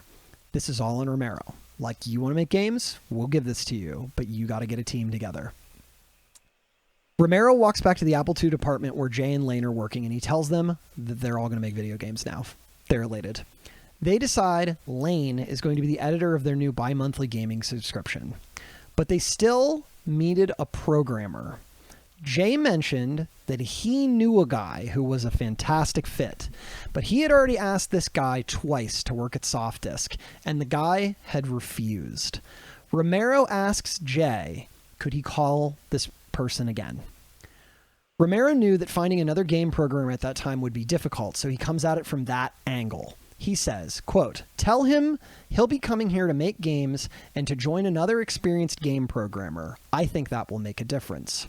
So that day, Jay called a man named John Carmack and offered him a job. Here is John Carmack. Ooh, nice. You don't know who John Carmack is either? I do not. Fuck, this episode's going to be great. This series is going to be great. Don't go look these people up. Okay. But this guy also looks like he's been born in the like he was mainly socialized in the 80s. Yes, absolutely. So John Carmack was born on August 20th, 1970, to his parents Stan and Inga Carmack. His family was full of people who had very much worked hard for what they had. His father, Stan, was his family's first college graduate and had a career in broadcast journalism and was a nightly news anchor, so he was kind of like known around the area. Mm-hmm. His mother, Inga, had a doctorate in microbiology. Go her. Oh, nice. They instilled their love of learning and hard work into John Carmack. And when John was quite young, his family moved to Kansas City, Missouri, where his brother Peter was born. Dachz, I know you can't visualize anything unless it has a red circle, so here is your red circle. You already gave me a map where there's like Kansas City is huge. I could have seen it without the red circle, but the name Kansas City has a red circle around it, which helps me. Yeah, not just the dot. Totally imagining a city that apparently looks exactly like its own name, because the outlines of the city spell out Kansas City. It's amazing. Yep, exactly. For those of you who don't know, it's pretty much smack in the middle of the United States, right? Like, just basically draw a dot, and it's pretty much right there. Between Kansas and Missouri, apparently. Yep. Okay, so he's living in Kansas City, Missouri. His brother Peter is born. As a young kid, he is sent to a Catholic elementary school called Notre Dame. And his teachers very quickly realized that he was talented. At 7 years old, he scored so highly on tests that he was thought to have the comprehension of a 9th grader. So he was really advanced, okay? The thought of, like, this kid has the comprehension of a 9th grader, and what you see is, like, him sitting on the corner smoking, looking at, like, dirty magazines. He's got his skateboard. You walk by him, and he's the only answer. Fuck off, Pops. The only answer he ever gives is, I don't know.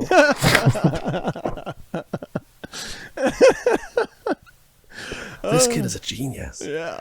So... I really love that visual.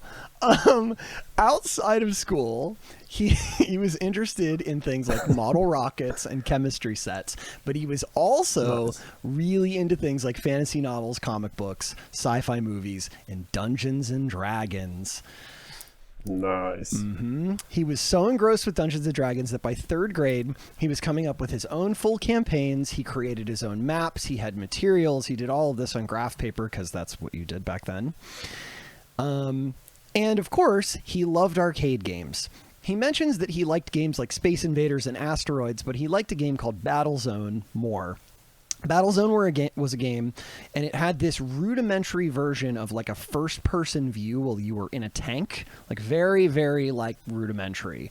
But he would think about customizing games of his own like this. We'll touch on this later. Mm-hmm. And as he grew, he began to, like most children, find conflict with his parents. Mostly his mother in particular, and he started to greatly dislike his school.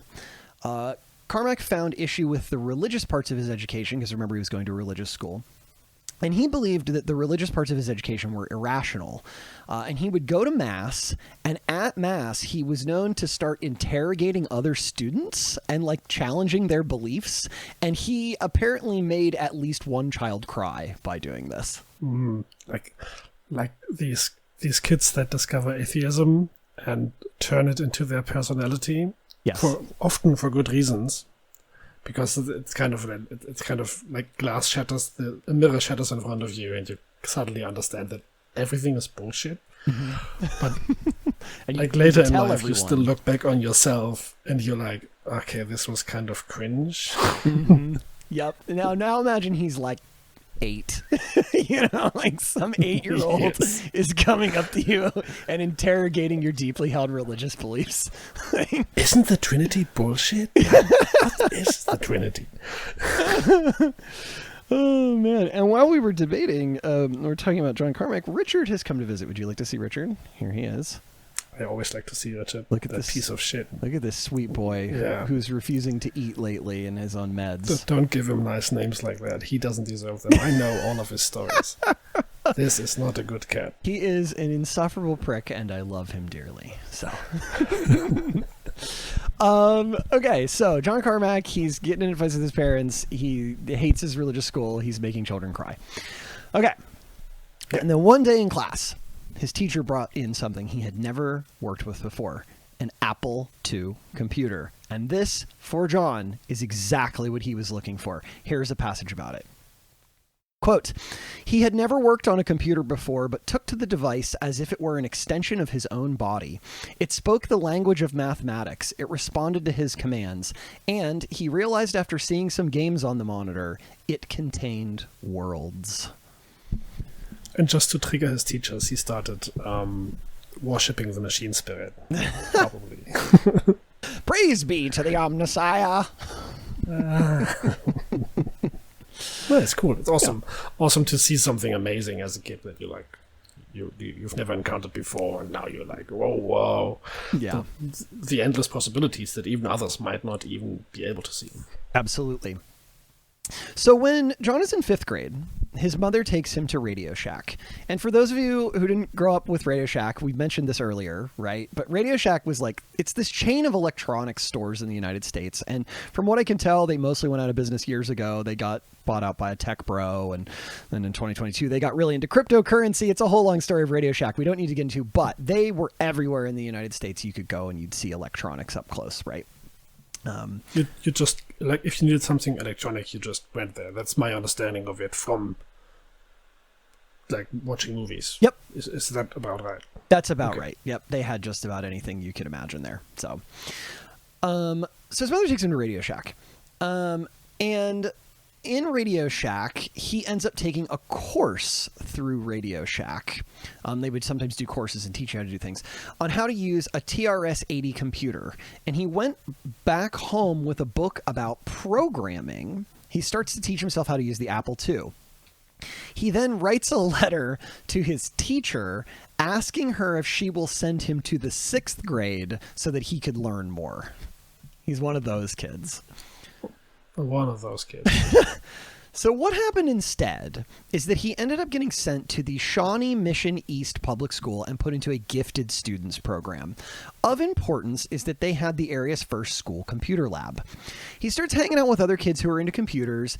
They start learning BASIC. They're playing video games. And Carmack found out that what he really enjoyed was the ability to change things within games by messing around with the code.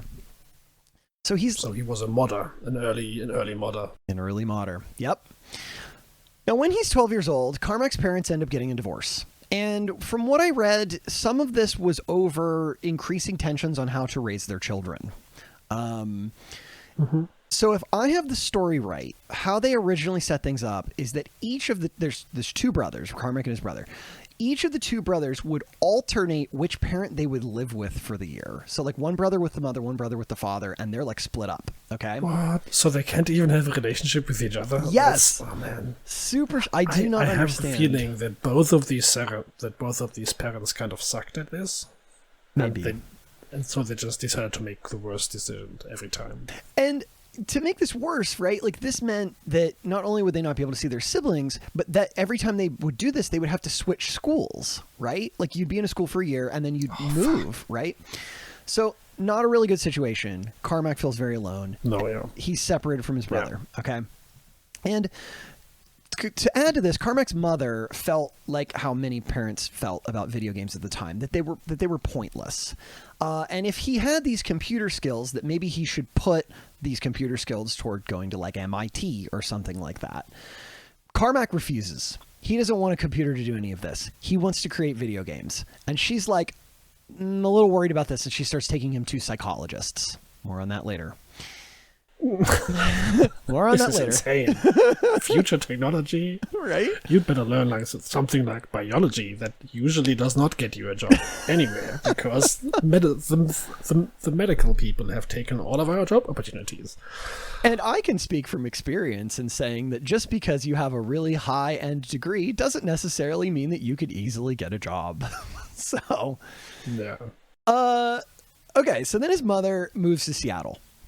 And they decide that this arrangement isn't really working with the brother alternation thing. And they decide that Carmack and his brother, they're just going to live with his father permanently. Okay. Now, in this time, his father had remarried. So now, Carmack is living in this house. His dad, his brother, a woman he didn't know, 2 children he's never met before. He has to move to a new school. They don't have any computers. They don't have a gifted program. He really starts to struggle. And around that time is when Carmack discovers a book about hacking. I have it here. It is called Hackers, Heroes of the Computer Revolution. Heroes of the Computer Revolution. The story of the whiz-kiz whose irreverence, idealism, and sheer genius changed the world. So he's reading this, right? And he's reading this and he's like, oh, wow, here's this book about all these people who became famous doing things with computers that were really innovative, right? Like they did things that are outside the norm. They're using computers for things people didn't imagine, like Bill Gates, Steve Jobs, all these people who made video games. And he's reading it and he's thinking, I'm supposed to be in there. I'm supposed to be in this book. Okay, so he's dreaming of being in Hackers. And he starts hanging out with a bunch of teenagers who share his love of computers, but also his anger toward the world. And it was through these teens that he learned about bulletin board systems. So the internet existed back in Carmack's time, right? But it wasn't really commercially available. So how you might one way you might interact with the internet is you get these bulletin board systems, you go onto them, and you could send information over telephone lines, and you'd essentially call up someone's computer and it would send you back info on like what had been written on the bulletin board. Okay? And it's there on these bulletin boards that he starts learning about all kinds of things like MUDs. I don't know if you know MUDs, like the basically typing-based games. Okay, so they're still around on the internet. Mm-hmm. Yeah. Text-based role-playing games. He learns about how to actually hack computers. And also, he learns how to make explosives. Good. Mm-hmm. So, with this knowledge, he and his teenage friends, they start making bombs. They would take ingredients from their high school class. They'd steal ingredients from their high school class, and then they'd make thermite with them. And then they'd blow up concrete blocks under a bridge. Neat. Have we again confused the topic of our podcast and turned into a true crime podcast? This series is gonna go places. Okay, so they make termite bombs, and they what do they use them for? Do they just blow things up in the woods or something? They're blowing up concrete blocks under a bridge, and they're just like, oh, this is fucking cool. And then one day in the group, someone in the group says, hey, you know what we could do with this? We could use it to steal computers. we could steal computers. There's a college in the area that has Apple IIs. And they're like, what a great idea. So use explosive to break into a computer lab and steal the computers instead of like just taking them. Yes, but they needed a way to get in, right? So they concoct this plan. What Carmack does is he creates a mixture of thermite and Vaseline. They go over to this college one night. They smear this on the window and it melts holes in the glass and it gives them enough space to crawl through. However, this perfect plan, one of the friends who was there was a little larger than the others, we'll say, and that friend couldn't fit through the hole. So that friend just decided, screw it, and he opened up a window, which triggered an alarm, which caused the police to come. Triggered the alarm. Yep. Carmack was arrested. Cool. They sent him for psychiatric evaluation to determine what would happen to him. In the report, they write, quote, boy behaves like a brain with legs, no empathy for other human beings. Which time was this? This is like the early 80s, I think. I don't have an exact year. So the time of the grand time of the American psychopath. Mm-hmm. Okay. So some people might have been very concerned about this. Yes. And the psychiatrist asks him, if you hadn't been caught, do you think you would have done something like this again? And Carmack thought about it and he replied, if I hadn't been caught, yes, I probably would have done that again. And so the psychiatrist takes this from him as an admission that he's going to go back to doing crimes. But Carmack was trying to be honest and said, yes, what stopped me from doing crimes and pursuing further crimes is getting caught doing them. Like if I hadn't been caught, right? But there's this misunderstanding in the way that this is put down. And unfortunately for him, he gets sent to juvenile detention for a year. Yeah, of course he does. Yes. Yep. So he gets out and a year has gone by. And also, to be honest, this young man made explosives and broke into a computer lab. It makes sense to send him into some kind of rehabilitation center. I'm not saying that I'm a big fan of the American rehabilitation method, but still, it makes sense that this young man gets, like, some kind of treatment for his kind of inability to behave adequately in a social setting. I think that's pretty to put it mildly. Yes, that's reasonable. Yes. I just want to be very clear that we are not romanticizing someone who builds bombs. Absolutely not. No. So he gets out. He gets out after a year, and he wants to continue hacking. Okay, he wants to get back to computers. And his parents, they're trying to be supportive, so they give him some money and they tell him to go buy an Apple II. And he takes the money and he goes to a kid he met in juvie and he buys a stolen one. So now he has an Apple II.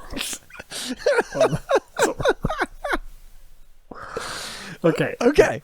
He's Carmack is the real gangster. I get it. And he takes this Apple II and he learns, he begins to code. And he likes coding graphics at first, and he starts making games. His first game was called Shadow Forge, and it was quite similar to Ultima. I'm going to pull up some pictures for you here, Dachz. It was a very small RPG with a lot of the RPG trappings.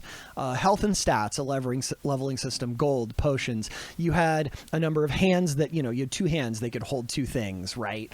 It was kind of rudimentary. The dungeon delving was fun for what it was, for something made by a teenager, right? Still looks better than Rogue, so yeah, I would play it. You want to quickly describe it? Just lightly, what it looks like to you. Imagine Rogue, but not ASCII graphics, but real sprites, and it's the floor is purple brick, and you have tiny little figures, pixel figures, and there's a little text window on the bottom where you can see what you can do if you press different buttons. Even the interface looks like it would have been easy to control, so it looks pretty appealing for a very simple and not simple as an easy to program role-playing game. Yeah. Cool. I think that's a pretty great description. So he ends up selling it to a company called Night Owl Productions for $1,000. He took the money, used it, right? That's pretty Big Did he change for buy a teenager. like explosives on the money to like steal more stuff? No, he did not. He actually took the money and he used it to buy a legitimate better computer, an Apple II GS. Okay, so now he's a better computer. Nice. He's on the up and up. But things are still not great for him as a teenager. He's getting into fights at school. He's getting into conflicts with his stepmother. So it's decided that maybe what would be good for him is his father will rent him an apartment, and then Carmack and his younger brother can go live there. He moves in, right? So now, like, they're living on their own. His father's living with, his new family, but they're all still sort of in the same town. Carmack graduates high school, and he starts looking to cash out a trust fund that his father had created to be put into his name, okay, for when he turned 18. And it turns out that his mother had gotten a hold of this trust fund and transferred the entire thing to her own account. And she told him it was not to be used for things like computer games, which is, I'm going to say, reasonable. I don't know taking it from your child is reasonable, but I think like who knows what the purpose of the trust fund was, but basically saying you're not going to blow this on video games. You're going to blow this on what she thought is that he should go to college, right? And that, fair. Right? Totally fair. Totally fair.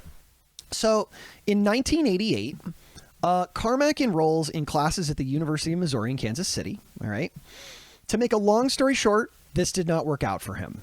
Okay. He had nothing in common with the other students. Further, he just did not feel that the work challenged him in any way. To him, it was memorization. There was no creativity. Much like John Romero, he dropped out after 2 semesters. He ends up working at a pizza parlor. In the initial few years of getting into studying in a field are really tedious. Mm-hmm. So if you kind of have a mindset of being hyper individual already, you will struggle in environments like that. Absolutely. And you will either have to learn to compromise and make not friends with people, but cooperate with people that you do not have interests with, but you just cooperate with them because you need to work together to get through that. Right. Or you will just fail. But usually people that are that driven and that individual will find other ways. Like we will see with Carmack, because he wouldn't be in this study if this wasn't going somewhere. It's true. Okay, so he drops out. He's working at a pizza parlor. He has time then to work on the next game with some of his friends. It's called Wraith, the Devil's Demise. I won't make Dachz describe this one because it looks almost identical to the previous one. It looks identical, just a little bit of different artwork. Yep. I read that even though he thought that the Apple II was a step up, the new one that he had gotten, it didn't come with a hard drive, which meant that everything he did had to be done on a floppy disk. So he's like writing to the floppy disk every time he does it. It was very similar to his first game, improved a bit. Night Owl buys it again, and this time for $2,000. He takes that money, he fixes up his car. And he's like, cool. This is a good deal for me, right? Like, I'm a freelancer. I get to make games. I can do whatever else I want. This is great. And one day, on the back of a magazine, he sees an ad for a company called Soft Disk in Shreveport, Louisiana. So if I have the story right, he contacts them and gets in touch with Jay Wilbur, who we already mentioned earlier in the story. Yep. And Jay Wilbur was in charge of doing a lot of like the buying of things. He had done this at Uptime as well. And he tries to get Jay Wilbur to buy one of his games. And what wasn't clear to me is if this was like, if he was trying to get them to also buy like Wraith or if he had something new, it doesn't really matter. But he ends up making a different game for them called Tennis. Here's a quote from Jay about it. John Carmack submitted an overhead view dungeon crawl game to me to buy for soft disk. It was magnificent. I would have loved to have purchased it, but couldn't because of the parameters of what I could do on the disk. Because remember, they're making things for monthly disks that they're going to send out. Yes. So I said, hey, John, this is awesome, but it's too large. Can you do something small? He came back with this tennis program that had accurate physics, Pong with physics and an isometric view. It was brilliant. I was like, oh my God, this guy's got something going on here that's beyond what we can do. Here's Tennis for you if you'd like to look at it. Ooh, this is really cool. It's like isometric tennis. So you have 2 players and they can run up and down, and the ball will actually rise up and go down on the court, which it looks really nice. I think this must have been impressive. Yep. For 1990, like programming this for this, like, I think this is great. I really do. Yeah, nice. So they buy the game from him. They buy tennis from him. And the logo design is really cool too. Right? Not bad. They immediately are like, make us more games. This is fantastic. We would love to buy from you. And he thought, well, why don't I make triple the money? I'm going to make a trilogy of games. All right. And I'm just going to iterate on them, and they'll buy 3 games off of me, and then I'll have triple the money. So they contracted him to create a series called Dark Designs. Dark Designs. Ooh. And he gets to work. But then he has another idea too. He figures out that if he converts his games to new IBM PCs, like he converts them from Apple to the PC, he could sell them again, right? Because now it's a new port. And so it's a port, yeah. Right? So what he did... Another product, yeah. Yep. Here's what was really genius about this, though. He didn't have a PC, and he couldn't afford one. So he went out, and he paid to rent a PC for a week. And then while he had this PC, he ported all of his games. Sent it to Softdisk, right? Returns the rental.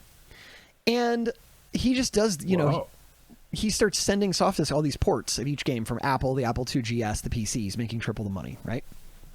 So Softdisk is contracting with him, and as has already been mentioned in this story, they start pushing to interview him. And they're like, do a permanent position with us, man, because they're really impressed with him. And, here's this kid. He's 19. He appeared out of nowhere. He teaches himself to code. And he's putting out excellent product for them. So he says no a couple times. The FBI has probably a file on him. Yes. He says no, but by the 3rd request, right? Softdisk gets a hold of him, not Soft Dick gets a hold of him. They get a hold of him, and they say they have this experienced programmer that they already have on their team. I'm trying so hard not to laugh. I'm so fucking juvenile sometimes.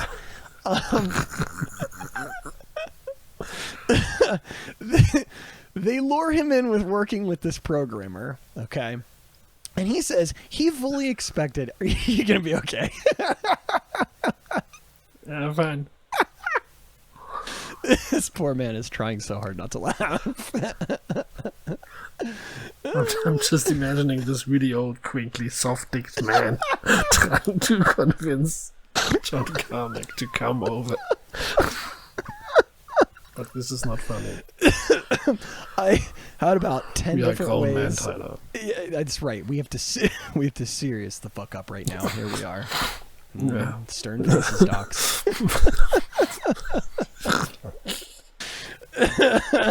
I'm turning 37 this summer, wait. Is the other guy Romero? The other guy's Romero, yes. I don't know if you remember a little bit back, right? Like that when they were let's just move on. Let's just go a bit faster and just move on. So he fully expects that this Romero guy is going to be a myth, right? And he's going to give it a go. He drives to Shreveport for an interview. He has no intention of taking the job. And he's like, yeah, but, something stable's not that bad. Al meets Carmack. Yeah, fuck it. And he's taken aback, right? Just 19-year-old kid. He's a total baby face, and he's just brilliant. And they chat, and Al tells him, this is what we're doing for Gamer's Edge. And Carmack is like, yeah, that deadline works for me. I can make games that fast, no problem. And also, there's one story where apparently Carmack was like, yeah, I've looked at your games. This is not an exact quote, but like, I've looked at your games that are coming out, and they're not good. Like, I can make better games. And he's like, oh, okay. So... just shit talking, right? First day. Nice. Fucking 19-year-olds, man. But it kind of reminds me of the confidence that Romero had all the time. Right. It's like I can't imagine I did all these things. Right. I bet Carmack looks back on himself and feels the same way. Yes. So Big Al takes Jay, Lane, Romero, and Carmack all out to dinner at an Italian restaurant. They all hit it off. Okay. They had tons of in common. They did RPGs. They liked Lord of the Rings. They all played video games. Carmack and Romero had each literally spent thousands of hours on what they called their 3 obsessions: gaming, computers, and programming. Quote, when Carmack and I met, it was an absolute meeting of the minds, says Romero. And here's a longer quote about it. Over the course of my life, I have bonded with programmers, including some of the most legendary figures in games and computer design, from Steve Wozniak to Bill Budge to Nasir Gabelli and others. However, on first meeting meeting, Carmack and I instantly connected on multiple levels because we shared a deep knowledge base and a passion that creates instant bonds.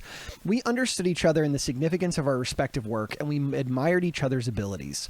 We spoke a language that, while rooted in normal, everyday English, was unique. We saw a world of possibility in games, and we knew that we had the knowledge and drive to master it. We saw that at each other. It's hard to describe how it felt. Imagine caring deeply about something, so deeply that you feel compelled to master it. Imagine no one around you gets it, not even your family, not your partner, not your friends, not really. Imagine meeting someone else just like you for the first time. That's what it felt like when we met each other. Yeah, and I would like expand that, because they didn't have the same experience as children. Like, they were vastly different, but they experienced similar things, and very likely had like similar vibes about communication and how to handle like their social surrounding. And they were both loners. Yep. They've always been. And I think, if I remember reading correctly in Romero's book, like, they both mentioned that they had like done some things in their teenage years that were like really problematic, like Romero like shooting out people's windows, and Carmack like you know, breaking into the college to steal computers and stuff. And so they had this sort of shared history, even though they didn't grow up together or know each other. So for Carmack, he's surprised when he quickly realizes that these guys can keep up with him. He's meeting people who can keep up with him, and Romero's actually ahead of him. Romero's 22 at this time. And Carmack's just really impressed. And so Romero starts telling Carmack, this is the kind of games I want to make. Good games. Like the kind of games that I want to play. And Carmack decides that he can learn from these people, and he takes the job. And from that, the Gamer's Edge crew was officially created. Nice. They're given an office within SoftDisk, and they start personalizing it. They bought a fridge and filled it with junk food. They brought in a Nintendo, hooked up a boombox. They're playing metal music all the time. They had computers that were 4 times faster than the ones that their colleagues had. At one point, Al came in to check on them, and they had ripped the lights out of the ceiling. As Romero put it, quote, "We took out the lights. They sucked." As you might imagine, in a very stuffy office, the rest of the staff is highly displeased by this turn of events. There was already some of this worry that like these young guys were going to come in and like, you know, push them out of their jobs. And now they're like ripping apart the office. They're blasting metal music. They're just generally being teenagers and young 20-somethings. You know, we've all been there. But Al keeps telling the rest of the staff, look, the company is struggling. We need these people. We are putting our hopes and dreams into this team. Okay? So they start working together. Romero is thrilled when he sees Carmack in action. Carmack spends every minute of every day, when he is basically not sleeping, learning the PC. Quote, "The only time he wasn't programming was when he slept or walked to our office refrigerator to get another Coke. He was in boot camp working 24/7 trying to learn as much as possible about PCs." So he gets there and just throws himself at it. They're all swapping info with each other. They're all trying to learn. They're helping each other grow. And then in July of 1990, Big Al walks in, and he tells them that he doesn't need 1 game on the launch disk of Gamer's Edge. He needs 2. Oh, and by the way, he needs them in a month. Okay? In 1 month. In 1 month. Apparently... But they can do it. They can do it. These guys are insane. They can do it. I'm rooting for them. I'm also rooting for them. Yes. It had taken longer to get things set up on the publishing side of things, but they had already told their customers that the disc would be out on like a specific day. And they're just like freaking out. They're like, okay, that's cool and all, but that's 2 games in a month. We just got started. So they're already playing the development montage music in my head, like they're like standing. One of them is standing in front of a whiteboard and is writing something. The other one comes in and smacks him away and like removes everything. It's like, this isn't working. Why can't we do it? And then something falls on the floor in like a pattern, and they see something like, how didn't we think of this? And then they jump onto the computers and start typing really quickly. And they're typing so fast really that cool. they couldn't actually be typing any actual words at that speed. And then someone comes over and they point at a screen and they go, oh, and they're like crunching in and the lights are all out and everybody's going home, but they're still there and they're crunching away and they're falling asleep at their desk and patting each other on the back. Yeah, I can see it too. Yeah. They're like, oh shit, what are we going to do? So they're like, we're going to port some games. This is what we're going to do. And they're like, we didn't know we were going to do this. This is not their exact words, but Romero knew that the future of this company was hinging on them to do this. And as of right now, this was the only thing that was going for him. He needed this to happen. And so he said in his book that, like, in hindsight, they could have told Al no, but there was also sort of this, like, competitive streak that they were like, okay, this is a challenge. Let's figure this out. So they had options. Carmack, I'm going to show you a couple of pictures here. Carmack had a game called Catacomb that was a role-playing game that iterated on his previous attempts and took influence from Gauntlet. Again, it just looks like a better version of the past couple of games, right, that he has made. Yep. Romero had a game called Dangerous Dave in the Deserted Pirates Hideout that he had made for Uptime when he worked for them. The game was a run-and-jump game that was styled around Mario. And it basically looks like a very rudimentary Mario, if we're looking at it. Yes, it does. So both of them realized that they like games with action, another parallel between them. And Lane, at this time, would be working on some assignments that needed to happen, like in tandem. Okay, so remember Lane Rove? Okay, see, he's still around. They settle into what they call the death schedule. Just working nonstop all day. They skip sleep when they can. They're blasting music, the death schedule. And Which you would call a crunch these days. You would call it a crunch these days. Now, you might ask, okay, so if they're just like basically at the office all the time, didn't Romero have like a wife and kids and all this stuff? Shouldn't he be spending time with them? Remember that part of this? Okay, well, as it turns out, Kelly... I mean, Romero is just like reenacting his own father's talent as a father by just being generally not present or reliable. So, like, it's really hard because I read Romero's book, and he seems like he talks out of both sides of his mouth. I feel like he'll talk about how he tried to do right by his wife, his kids, all this stuff, but then out of the other side of his mouth, he will say that he was there at the office all the time, working nonstop like crazy. So, like, wherever that falls to you, right, in this narrative, we can make our own assumptions, I suppose. But Kelly decides that she wants a divorce. Okay, she's done. She's out. So, I just want to be diplomatic about this. So, it might be that he was a good father, or it might not be that he was a good father. But it ended up that she decided that she doesn't love him anymore and wants to move away from it. Now, like, I think you could have left the whole diplomacy part out of it and just like told us that he just didn't take care of his family and they just made the right move and moved away from him because he just was being his own father. So he claims that it's that she didn't like Shreveport. She wanted to go home. Like, she had moved there. She was done, right?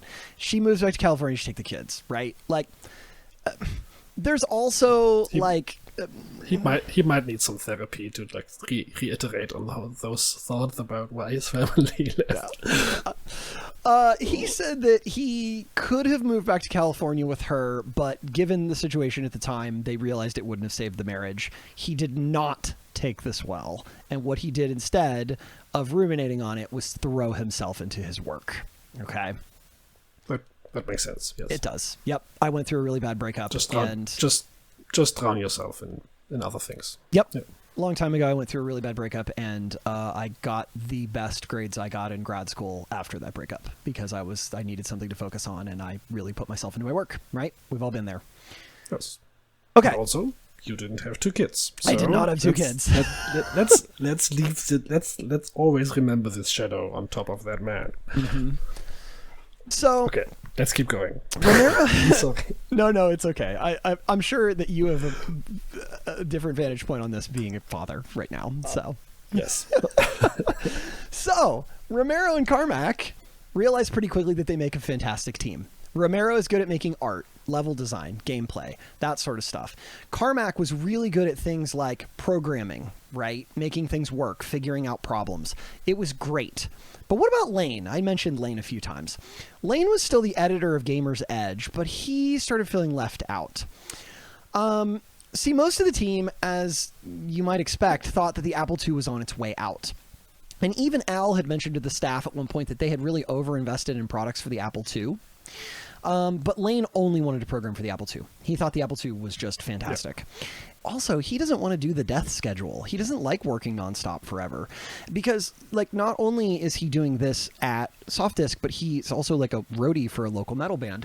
And so they started to notice that Lane wasn't really kind of working out. So Romero gives Lane a simple task to write this, like, simple program to compress some of their files. After 10 days, Lane hadn't done it. And they're like, what's going on with that? They ask him again after 15 days, the same answer. Finally, the games are done. They're getting ready to go out the door. Carmack does it himself. It's a job that takes 30 minutes. They're like, okay, this isn't working. We'll get to that in a minute. So they get Catacomb, they get Dangerous Dave done in time, the death schedule ends, the disc is finished, and now, great, they're done. Except, now they have to spend 2 months making they have 2 months to make another game, right? Like, you got to keep cranking out content, right, for this disc. You got to keeps going. Yeah. With their hesitations with Lane growing, the team needed to figure some staffing out. I'm going to give you some pictures of some folks that they wanted to figure out. We'll get to them in a minute. Tom Hall, Adrian Carmack, and Jay Wilbur. One of those we know already. We do. One of those has the same last name as one person we know, so it's likely John's brother, right? You'll see. I'm sorry. No, it's okay. The funny story about these people is that they have the same last name, but they're not related. And so every time Adrian Carmack gets brought up, they say Adrian Carmack, parentheses, no relation, to the point that it's like a running joke that no relation is going to be on his tombstone. So, okay. Tom Hall. So Tom Hall also worked at Softdisk. He was 25 years old. He's from Wisconsin, and although he did not have a tough backstory like Carmack and Romero, he was really into a lot of the same things that they were. And his parents really supported his hobbies. He had a lot of them. I'm going to trim for time, right? But when he was a kid, he would carry around this brown grocery bag of drawings. It was almost like his comfort blanket. It's like these drawings he has in a bag. And he had tons of them. Then that turned into 8mm films that he'd carry around. He gets super into Star Wars. He becomes his state frisbee golf champion. He gets really into making mazes out of dominoes, all nerdy things that kids might do, right? Hey man, I'm cool with people having okay childhoods. I'm completely fine with that. We can just keep going. Oh yeah, it's just great. Let him have it. Yep. He gets his first Apple II. He starts teaching himself to make games. He claims that he made over 100 games by the time he got into college, that they were really simple little things that were imitations of arcade games. He goes to the University of Wisconsin. He studies computer science. He likes to volunteer. He does a bunch of stuff. He ends up getting a job at Softdisk because he thinks this is something he can do, that he could maybe transition to the game industry. That's Tom Hall. And Tom and Romero really like each other. Romero thought that Tom was absolutely hilarious. Romero said, quote, "As I got to know him, I realized he was probably the most creative person I had ever met." We will talk about Tom's antics here soon. At this time, he was the managing editor of the Apple II disc. Tom had made a game called Legend of the Star Axe, which was a shoot-'em-up game about aliens. And do I have this here? I think I have this here. Yeah. Here's some screens from Legend of the Star Axe. You can also see Lane Roth worked on that too, so you can see a picture of him there too. It's a shoot-'em-up kind of thing. Yeah, there's credits where it looks like they're in the cinema, and there's headshots of them. Mm-hmm. Where they look really cool with sunglasses, and their name is written underneath it in some kind of Terminator-esque font. It looks really, really, really, really nice, really cool. It actually does look really cool. So Romero and Tom hit it off, and they really just start to gel. And to make this office insanity even more insane. He and Tom would constantly, like Romero and Tom would constantly make these annoying alien noises to each other all the time, and they're just like screeching, and they're like building on each other's sense of absurdity, and they're saying like all these really gross and really edgy things to each other, which I'm like not even going to repeat, and they're just laughing hysterically all the time, and they get to be friends. And so Tom starts coming by to help them work on things in like this unofficial like capacity, and he's really excited, right? This office has cool people in it now, right? So I just want to say that it's like sometimes you have, I don't know, it's probably a generally human thing, but it's also I know it as a guy thing that sometimes you meet like another part of yourself that is like strengthens the worst parts of you. Absolutely. And like I also had a friend for a while that like and we kind of were bad, like his parents thought that I was a bad influence, my parents thought that he was a bad influence. The truth was that we just both were the worst influence upon each other. Right, you build on each other, right? So yeah, I think this relationship sounds a bit like that. It's absolutely like that in my opinion. So okay, so they're like, Tom's cool, he's really funny, why don't we make him the editor of Gamer's Edge? And they propose this to Big Al, and Big Al is like, no way. He's already the editor for this other disc. I'm not switching this. You guys have already gotten too much out of me. And they go... that's just his front. Like in his mind, he's just like, I'm not letting these two kids sit closer together than they already are. Yes. Like it's like separating them in like a high school Big classroom. Al has lived enough, has seen enough boys do shit like that. Funny you mention that, do it. because if I understand correctly, I believe that Big Al in his previous life before this was a mathematics professor. And so he knew this shit. And like, if I remember correctly, he was still teaching in the night, doing night classes. So like he absolutely would know like to keep these guys away from each other. And that means he also saw the question coming, and it came like out of him like he was shooting a bullet, like, no, you guys can't, no, we can do it. And because he had the answer prepared like weeks before. Yep. And they go, okay, so that's a bummer, but we still need someone to help out. And what we really need is an artist. And Romero starts eyeing an intern at Softdisk. I'll go back a slide. He starts eyeing this guy, Adrian Carmack. No relation. No relation. I will call him Adrian, and I will call John Carmack so that we don't mix them up. Adrian and Carmack, okay? Okay. He's 21 years old. He had waist-length hair. He was currently making art for business software programs. I'm not going to give you a lengthy backstory on him, but what you need to know detail-wise is that he had grown up in Shreveport. He had gone through an arcade phase. He had kind of a little bit of a difficult childhood where his father died. He started making really dark art. He gets really into art, and then he goes to college for art. And while he's in college, he decides he's going to get a job at the local hospital just to make money to pay for college, because this was a fantasy world that I still don't believe exists, where you could just get a job and pay your tuition and you wouldn't be cursed to debt forever like we are in the United States. But so he's like paying for this job with a job at the hospital, but his job is to photocopy all of the pictures of patients that were taken in the emergency room. So if they took a picture of a really gruesome, horrific thing, death, disease, impalements, he had to take they pictures just let of some intern do that and don't think that might be a bad idea. I mean, he's getting paid. So I read that like maybe this was kind of a little fucking him up a little bit, but also it kind of desensitized him a lot to it. And so it became like this kind of like almost fun thing to see like really horrific things. And then he'd like make copies of those and trade them with people. Like he'd like trade fucked up pictures of like gore to his friends. Yeah, that's the actual reason why I'm concerned. Not because I think it would fuck him up, but because like that's personal information of people. Like Yes! This is like Yes, I read that and I was like, what a privacy violation, right? Like, but there were also like slightly less lax, like the laws back then were a little more relaxed on like medical information being shared, but they still existed. Okay.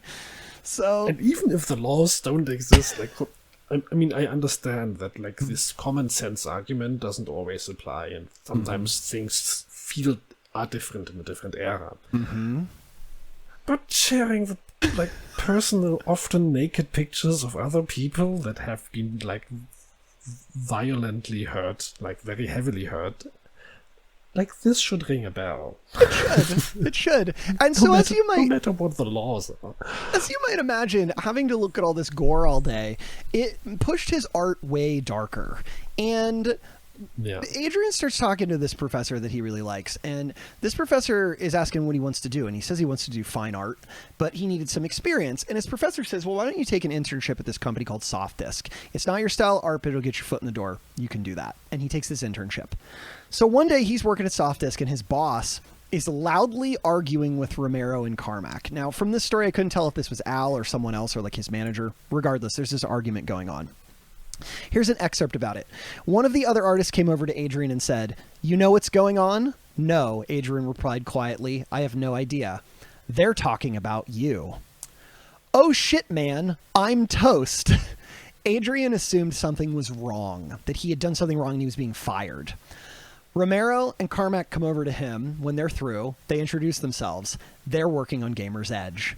From Romero's book. Quote, "All I knew about him at first was that he had really long hair and seemed about our age. One day I approached him.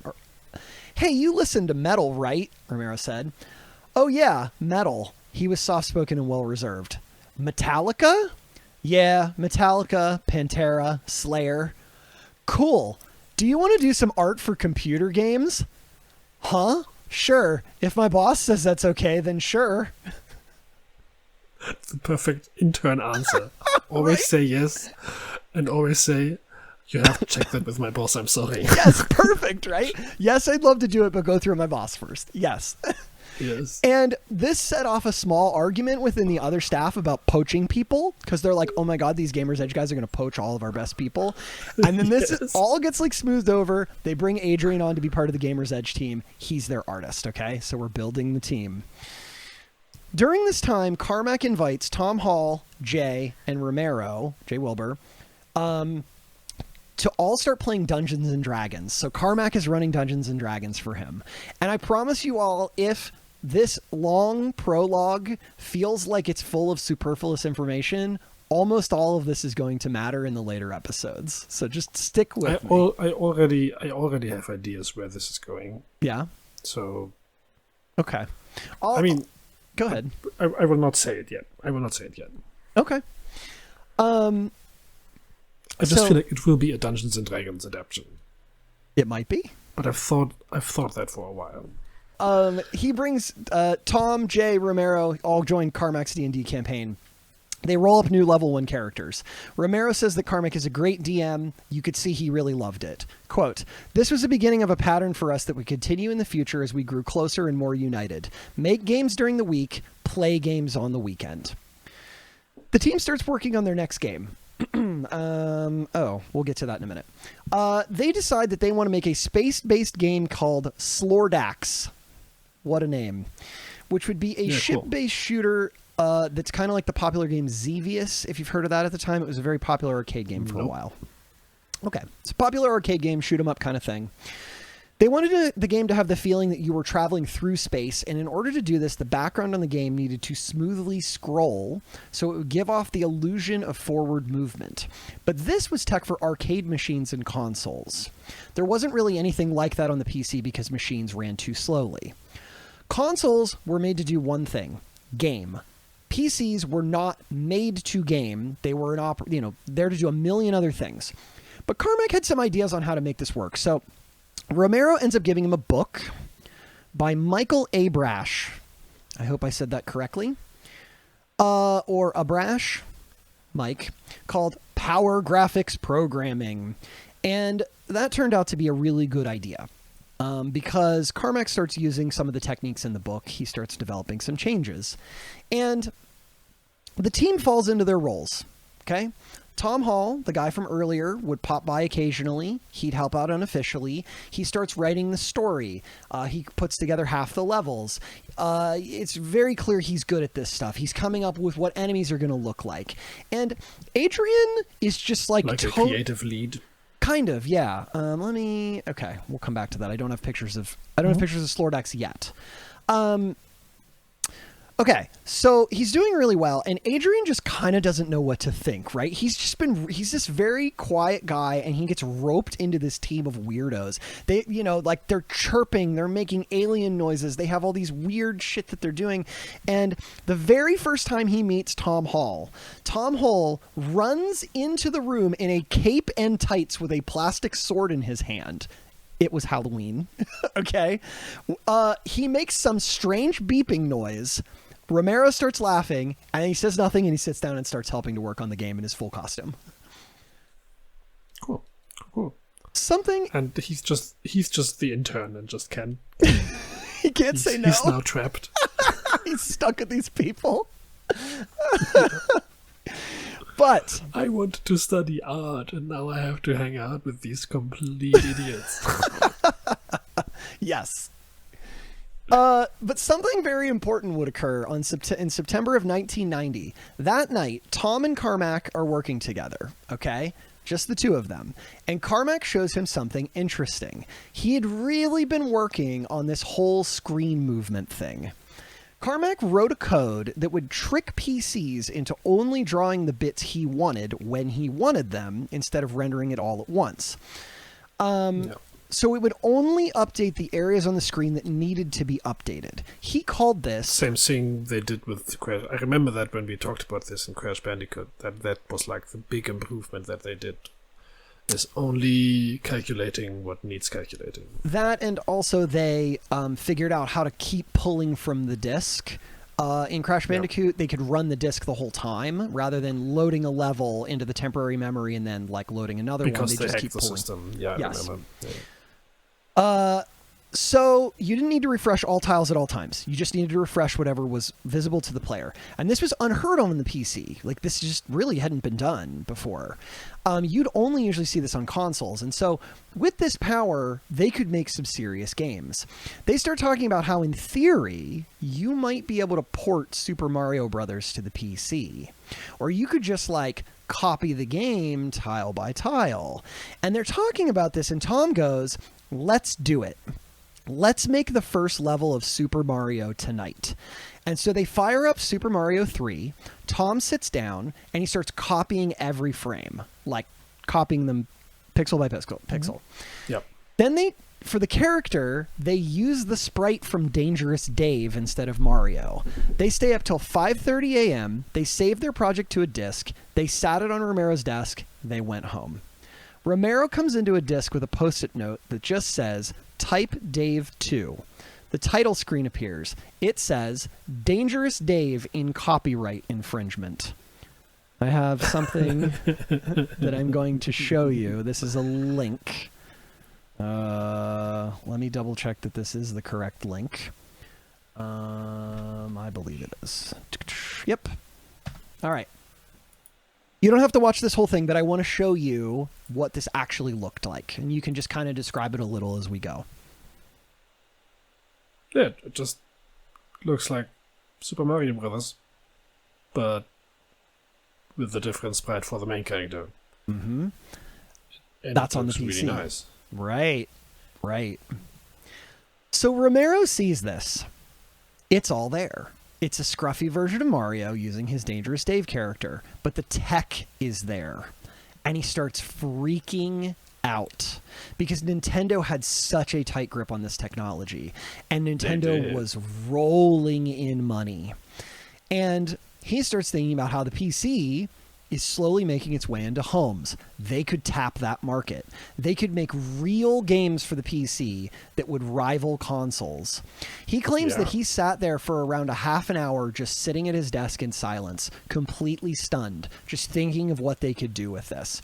He gets up and he starts trying to show it to people in the office. And they say things like, that's really neat, or that's cool. But Romero internally is just but like... they don't get it. Right, they don't get it. How are they not blown away like I am? This is such a big fucking advancement. Like, you can make actual games for the PC now. You don't have to buy a console anymore. You could blow up the entire gaming market. And to give you an idea, right, like... the PC had kind of been in the mass market for like, this is like 9-10 years at this point, and no one had figured out how to do smooth scrolling of games. So Carmack comes into the office later in the day, and he's excited that he'd made this thing. Like, oh, he solved a problem. But, Romero is next level excited. And, Carmack is just like, okay, this is just like some coding challenge I had to figure out, right? But Romero, his eyes, they're on the big picture. Romero looked at him, and he looks at Tom, and he says, this is massive, revolutionary. This is it. We're gone. What he meant is it was time to start their own company. In his mind, this is such an incredible leap forward in PC gaming that it would be wasted on this monthly disc for soft disk. And no one there cared what they had made. He felt, like they already had a team too. They were ready to go. They'd bring like Romero, Carmack, Adrian, Tom, maybe even Lane if he could come over to the PC, right? Jay maybe would do their business side of things. They start thinking, this is going to be the team. He makes his pitch. He talks to everybody. They all agreed. It was time then to make their own company and make their own game. Let's go. We will go in the next episode of the Codex Rex podcast.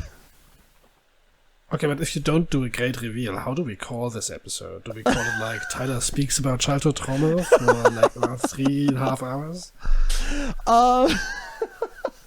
When we start the next episode, you will immediately know very quickly where this is going. So by the time this episode is out, we will be able to call it Company Prologue. Okay, fair. Yeah.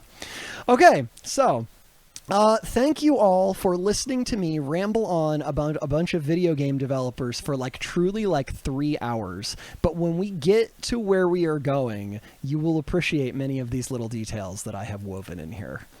Yeah, it was really nice to hear how 5 insufferable people turned out to work in the same basement in Louisiana, annoying their co-workers with metal music and their smell, very likely. I feel like you would appreciate this so much more if you knew where it was going, but you don't. You don't. All right. Oh boy. Well, friends. Well, I really like this. Thank you so much. This was very well and very neat insight into the motivations of these people, because this will be a good base for whatever they will be doing. Yeah. Well, yeah, cool. I appreciate you taking the time. This is the stage that we set for many, many crazy things. It will all start taking off from there. So, I just want to take. You have any parting thoughts before we say goodbye? No. Okay. Well, with that, thank you, Dachz. Thanks to everyone who continues to stick with us as we take forever to put out episodes. I had a lot of fun making this and the later episodes, and I hope that you enjoy them. Thanks so much, everybody. And thanks, Andre, for being our editor and the most important person on this podcast, aside from Tyler. I just sit here and make really, really mean commentary about everything. No, definitely needed. And yes, Andre has totally bailed us out so many times. Thank you, Andre. I appreciate you. All right, friends, I will see you for the next one. See ya. Bye.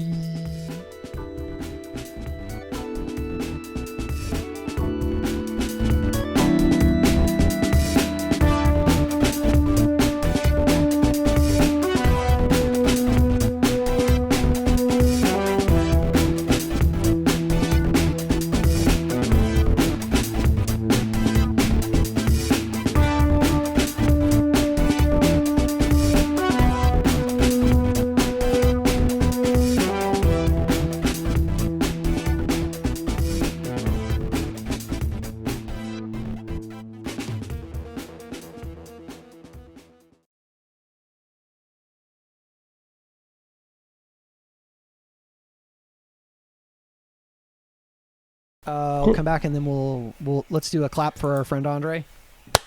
Just so he knows where to cut. Oh yeah. Wait. Yeah. There we go. That'll work. He'll figure it out. Figure it out, Andre. Thank you, Andre. Just a second. Tyler just showed me all the slides within 2 seconds because I think Richard stepped on the spacebar or on the right arrow or something, and I have memorized them all, and now I know the entire presentation. Good.